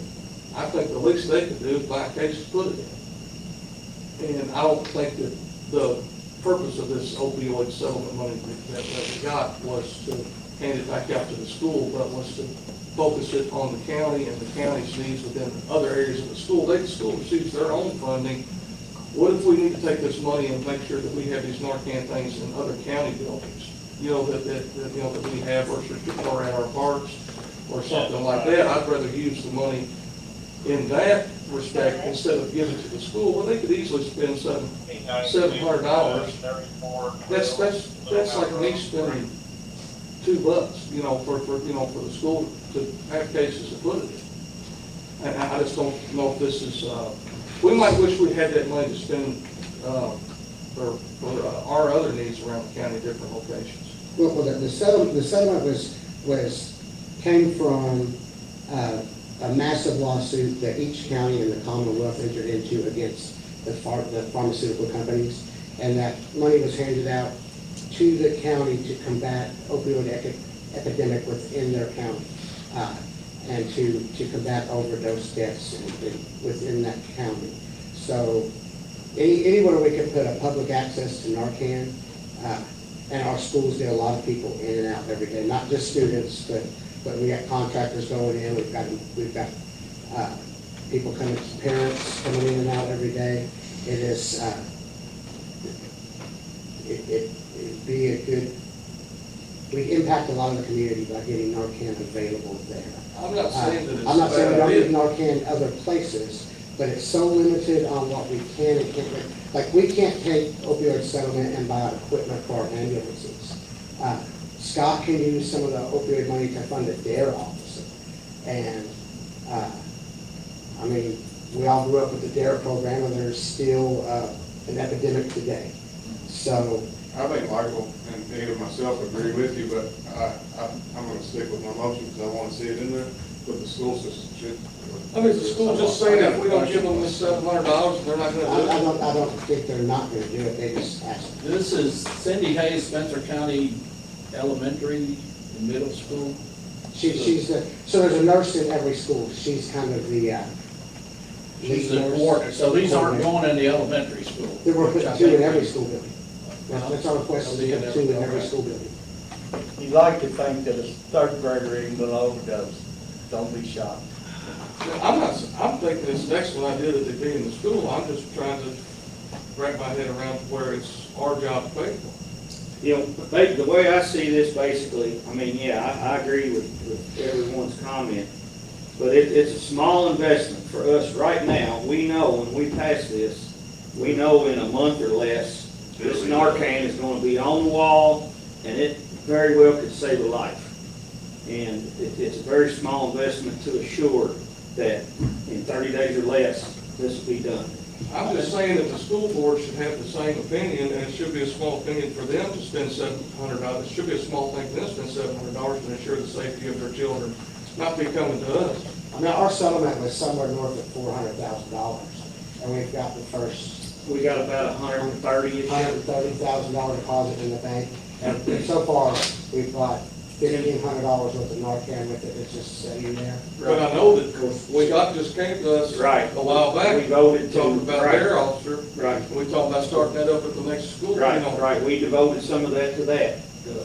I know it's just $700, but if you take 700 here, 1,500 there, 300 there, next thing you know, you're whittling into, you know, what we can pay for the dare officer, and then he's gonna wanna increase his salary cap even more when the opioid funds are out. We can challenge them.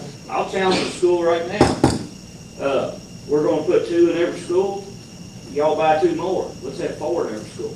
I agree with that. You know, Or just say, we'll pay for the initial investment, then if somebody, you know, it's up to y'all to keep it up.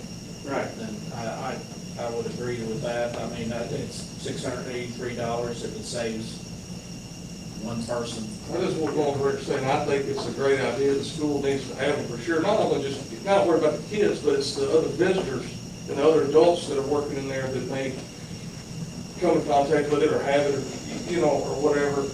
I just don't think that we should be funding somebody that has the highest tax base in all the county. Normally I would agree with that, but this is exactly what this settlement is designed to do in our communities.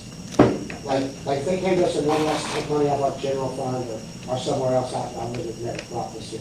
But this is exactly what this settlement was designed to do when the lawsuit was filed, is to come into communities and combat this epidemic now. This is the perfect way. And this is separate from, you remember the school board came and they asked us to buy a playground equipment, and we voted it down. Well, that's not that's their responsibility to buy their own playground equipment. This is something that's going to, it's more of And you a, know, we may very life well thing. have a hard time spending all this money because of the guidelines that we can't spend it on. I looked through the regulation because I was like, well, we can put equipment on ANSYS for it. And for instance, if we were to buy a stretcher with that, we have to track how many times that stretcher would transport somebody that we treated for opioid treatment. And then, so, say that stretcher made 200 runs this month, and only 2 of them were an opioid overdose related to opioid. So we get 2%. Yeah, 2% of, it would cover 2% of that cost. It would be impossible to track all that. Scott's Avenue for the DARE officer, it's a little easier to track because that officer would be focusing on drug-related activities in the schools or in the community. But So should we research, or has it already been done, about different avenues that we can use this money as a county? Well, it's in the KRS. Is this what we came down to? I mean, I got a folder over there, the KRS is yeah, pretty we've laid out. Yeah, it's KRS 15291 and 293, as well as there may be additional terms too, but 15291 subsection 5 has about 29 different possible uses for opioid funds, including medication-assisted treatment. So I think that would be separate under that. it leads heavily on like providing like counseling and treatment into the community. We could hire a drug counselor if you want to put it in the community. But like I said, this gets this in the community right away. It's in an area that gets a lot of traffic and to your do we have, point. because I know a lot of places are going to Narcan vending machines and stuff, because if you're a drug addict and you're you're taking opioids and stuff, you're not likely to go to the health department or the EMS and say, hey, can I have a vial of Narcan just in case I Because I think overdose? So Are they available to, there may be shortly through the health department. They emailed last week, we're looking at locations. They would like to put public access Narcan station. They want to know where we make the majority of our overdoses. Ours are spread out. I can't tell them we make 50% here, 25%. There's kind of spread out evenly. My suggestion to them was to put one in somewhere in Taylorsville because it's a populated area. Honestly, our opinions kind of differ on what a public access Narcan station looks like. If you ask me what public access is, it's public access. It's where if you wanted a box of Narcan, you could walk up on the street, open the cabinet, and take one out. Their thought was to put the access station in like the public library or some sort of community building to where you have. I think They're not going to ask for that that. discourages the drug addicts who, or people who have drug addicts in their family. So we were in from conversation about accessing that. And What if you want to take this opioid money and, let's say you wanted to put one of those opioid, or one of those, not opioid vending machines, a Narcan vending machine at every, outside of every firehouse in Metro County? Is that, I mean, I'm just, It's I don't. something open for discussion. Just because, I mean, we're talking about ways to spend this money, it spreads it evenly throughout the county, and like he said, overdoses are everywhere, and they're spread out. And but if you're, and that's just an idea that I'm throwing out there, that if you go to do that, and then you put them out there, and then you're going to have to restock them and all this, that's where that 400,000 would come into play, plus Scott's deal.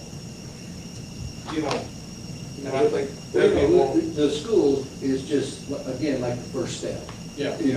And the fire department should be the next step. Well, is this the first step towards the school saying, well, we need you to buy our first aid kits, and then we need you to do this, and we need you to do that? I mean, are we going to set a precedence here to where, like, it's your job to provide for our children, and you need to spend your money wisely, and you need to do that? I think I'm gonna call a question for the motion on the table. All right, we have a question that's been called for. We now proceed to vote on purchasing option 2. Any other discussion? All those in favor say aye. Aye. Anyone opposed? No. All right, we have one no vote, Madam Clerk. All right, motion passes. Thank you. I want to bring this up just for school of thought, and then we're about out of here. But you all have been to the trainings, same ones I've been to. One of the last ones that we went to, maybe in July, they were talking about doing needle exchanges. And I have strong opinions on why would you want to give someone with a drug addiction a clean needle? Are you not then promoting drug use? Well, they'll tell you at those trainings that the numbers say that's not how that works. But, it's something that as an individual, we all need to work on, get your thought around. They say when you give drug needles out, you're keeping people safer. Now, we can debate that till the cows come home, but at the end of the day, if you have Narcan vending machines, so we give them a clean needle and give them a dose of Narcan and say, good luck. Have fun. I'll say this, when I was in law enforcement, when the needle exchange program really hit around a lot of places around here, and Scott will agree with this, it made it a whole lot more dangerous for the community and especially the officers, because sometimes, no joke, I've stopped cars and they've had well over 100 needles in that car. And you're going to find more and more needles surrounding cars. You're going to find them more and more on the side of the road, because the more needles you throw out there, the more of them that they're going to leave just laying around willy-nilly. The thing about the Narcan thing is this strictly to save a life, and it endangers nobody else. That's my 2 cents on it. The more needles you put out in the community, the more chances you're going to have of somebody getting stuck on accident. I agree with Never had trouble that. getting needles before. And with the Narcan, So let's say I had a person in my family I knew was addicted to heroin, okay? Then I could go get that Narcan and be the lifesaver to the person that is addicted to heroin. And I'm not promoting their heroin use, but I am saving their life. So I think it's totally different than the needle exchange. Having access to Narcan it's a lot more than just, I think we all think straight towards street drugs. But think how many of our prescription medicines have opioids in them, and how easy it is, especially with our grandparents and stuff, sometimes get pills confused, they take too much of one and take the wrong pill. It's a safe drug. Well, they drop one and don't find it, their grandkids go on a visit, and they find it. 100% correct. It's a complete accident, you know. You know, or you have your medication at home and your kids get into it somehow. It's a safe drug, and they provided us through this settlement a way to get it into the community, and that's what we need to concentrate on. So I would like to propose that Chris investigate that option, like Mike brought up, of, okay, what would it take to put Narcan stations at firehouses that are accessible to the public? And make sure Nathan's on board, obviously. Yeah, he may not want them at his firehouses, but. And I was just spitballing, but that's. I would recommend if it's something that the county is going to fund, that I would place them at the parks. It's our property. See, Yeah, I mean, but I was now just you saying- get back into the argument that you didn't want to do it for the school, but you're going to do it for the fire department taxing district. Well, it's not, And, but. and I had someone ask me, said, well, how are we going to help the schools have, school resource officers in every school? That's mandated by the state. I don't think us as a county, we should be, when they're the largest taxing district. It's their job to put those officers in those schools. I agree totally.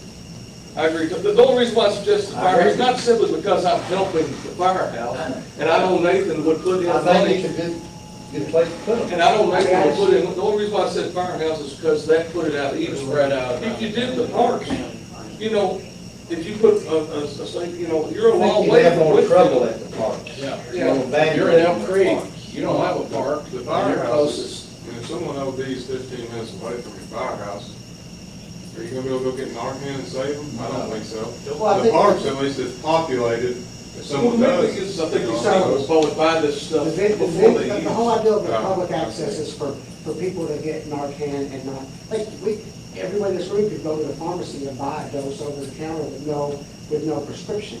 But the idea of the public access is, I guess there's less of a walk of shame. You can go up there and you can grab Right, it, disagree. and nobody knows.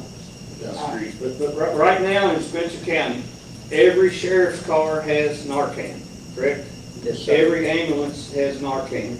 Every city police car has Narcan. Fire truck. Every fire truck has Narcan. Every county office. Every county We office. gave it to every church, to its rep chapters. Like, if someone calls my office and wants Narcan, and we've got a lot of Narcan right now that we've got off grant.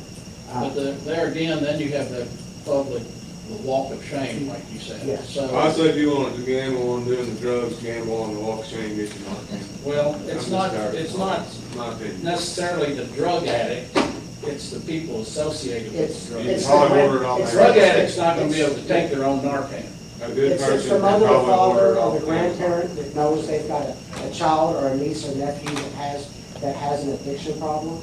And so it allows them to have that in their home for when, They shouldn't be shameful to get it then.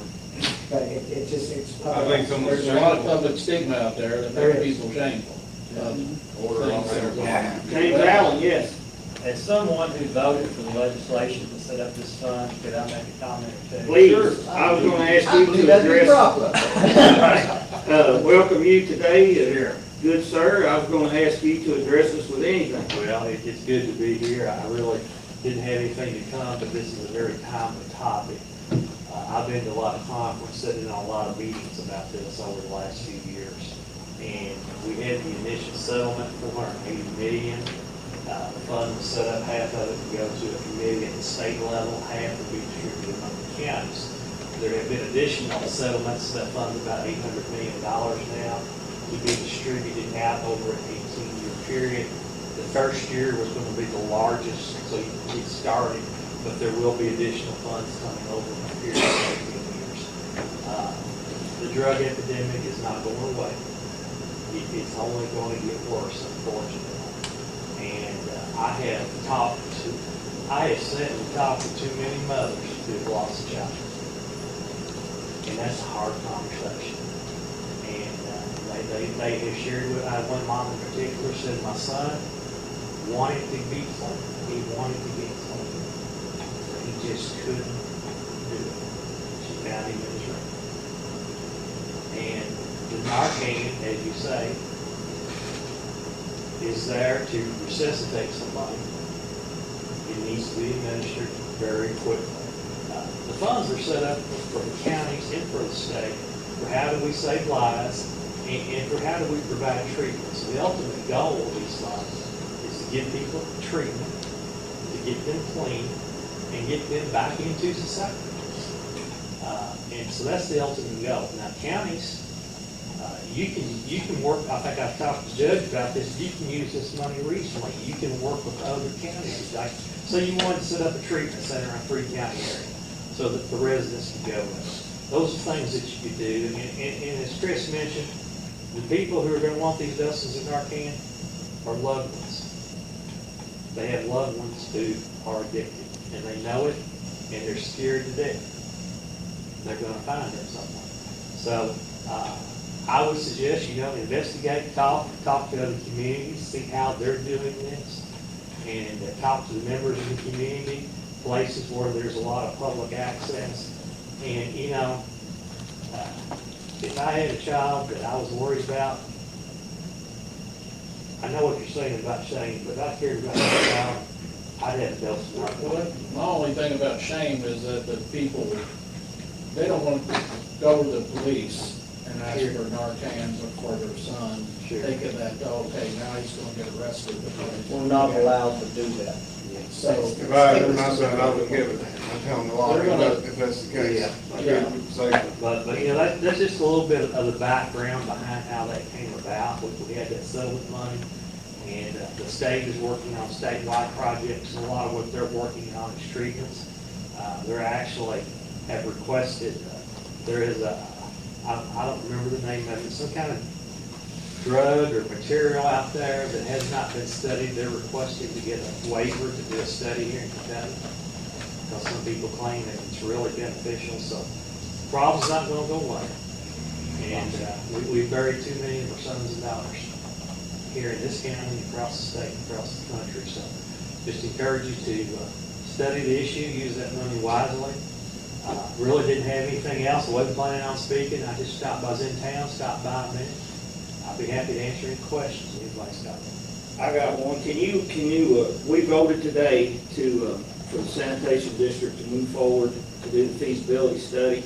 And Kip is working with us on getting a KIA to hopefully get that feasibility study reimbursed to us. Sure. It's $35,000.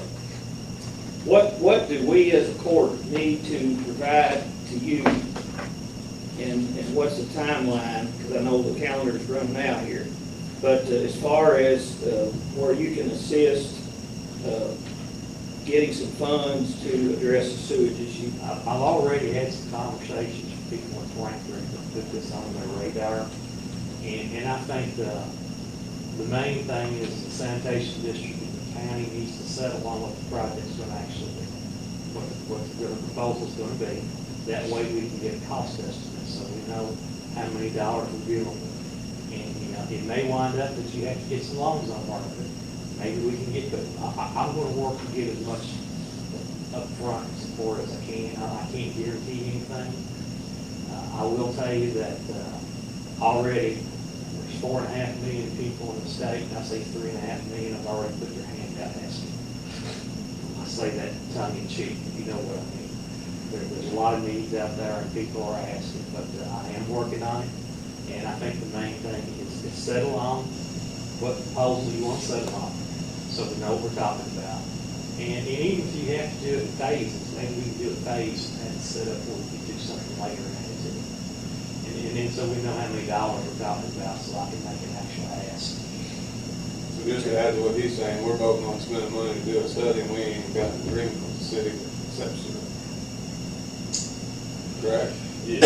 As of this exact moment, yeah, the city was going to give us something for this meeting, we didn't get. Did not receive Yeah, they did not vote no last meeting against our agreement. They just didn't vote, they just didn't vote on it. They didn't vote it down. But they had language, I was told, but again, it's still out in limbo because it wasn't here today. But, like I said, slow work in progress. everything in government's slow, unfortunately, it's a slow process. Thank y'all for all you do. Thank you. Go ahead and reach out. All right, thanks, James. I would like to make a motion that we approve Chris to investigate options for delivering Narcan to the public throughout the county. All right, second, there, second. Have a motion by Dan, seconded by Mike to promote, advance Chris to do the Narcan investigating as to where we could properly distribute it throughout the county. So Robert can help me too, right? Robert signed up to. The fire chief texted me, so I'm open to exploring Narcan at the stations, problem solved. Yeah, so, but anyway, we have a motion and a second on the floor to, Well, you just want to make a motion for the fireman? I mean, that's kind of on Chris's purview anyway, but, so we're not really adding a lot to him, but we got a motion and a second. Any more discussion? Hearing none, all those in favor say aye. Aye. Anyone opposed? Job security, fellas. That's all I can say. But, anyway, now we'll go to the invoices. Doug, you got that one, where we need to add 20,000? Yeah, 20,000, and I'll email it to the clerk, $20,000 to the sewer expense line and, taking it from reserve transfers along with the others. Would that kind of fit in on page 83, I guess, where you've got transfers? All right. And just very few things I wanted to point out. It's hard to read these page numbers, but on page 73, you've got there where we paid doing Ray Jewell Park. And then $1,680 there was for buying Fiscal seed. I shopped around and anyway, Barstown Mills is one of our vendors. I think they had it for 84 bags, so we got it, got 20 bags. On page 74, that dozer cost us $29.33.90 to do the work there at Ray Jewell. On page 76, you see at the bottom there, you can see $10,440 for those slides. I seen the bit right payment in there somewhere, 8,700. Yeah, buy right, yeah, it's on, yeah, those numbers is hard to read because they're stuck in amongst that other number. Yeah, that was on page 73. Yeah, bid right paving. Page 78 again, I brought up before, the jail housing contract, $41,000. Please, everybody, stay out of jail. We don't have to keep spending that money. No, we're not gonna promise you just back on. Yeah, everybody try to stay out of jail, please. So it'll save us money. We can make your road better if you stay out of jail.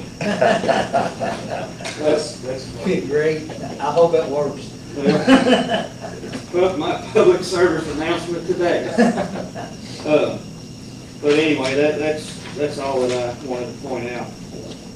We need to make this transfer to the sanitation district that we talked about.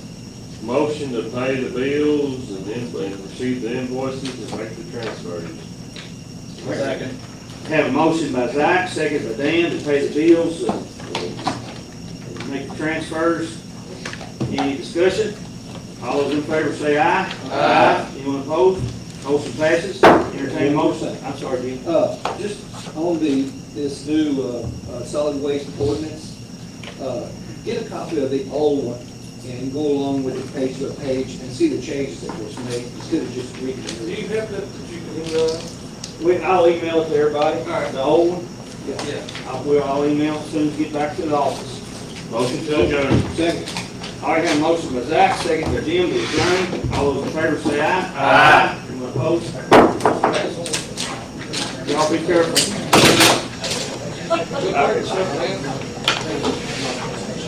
Thank you for the lifesaver, or the life takers, since they don't have life savers. I call those life savers.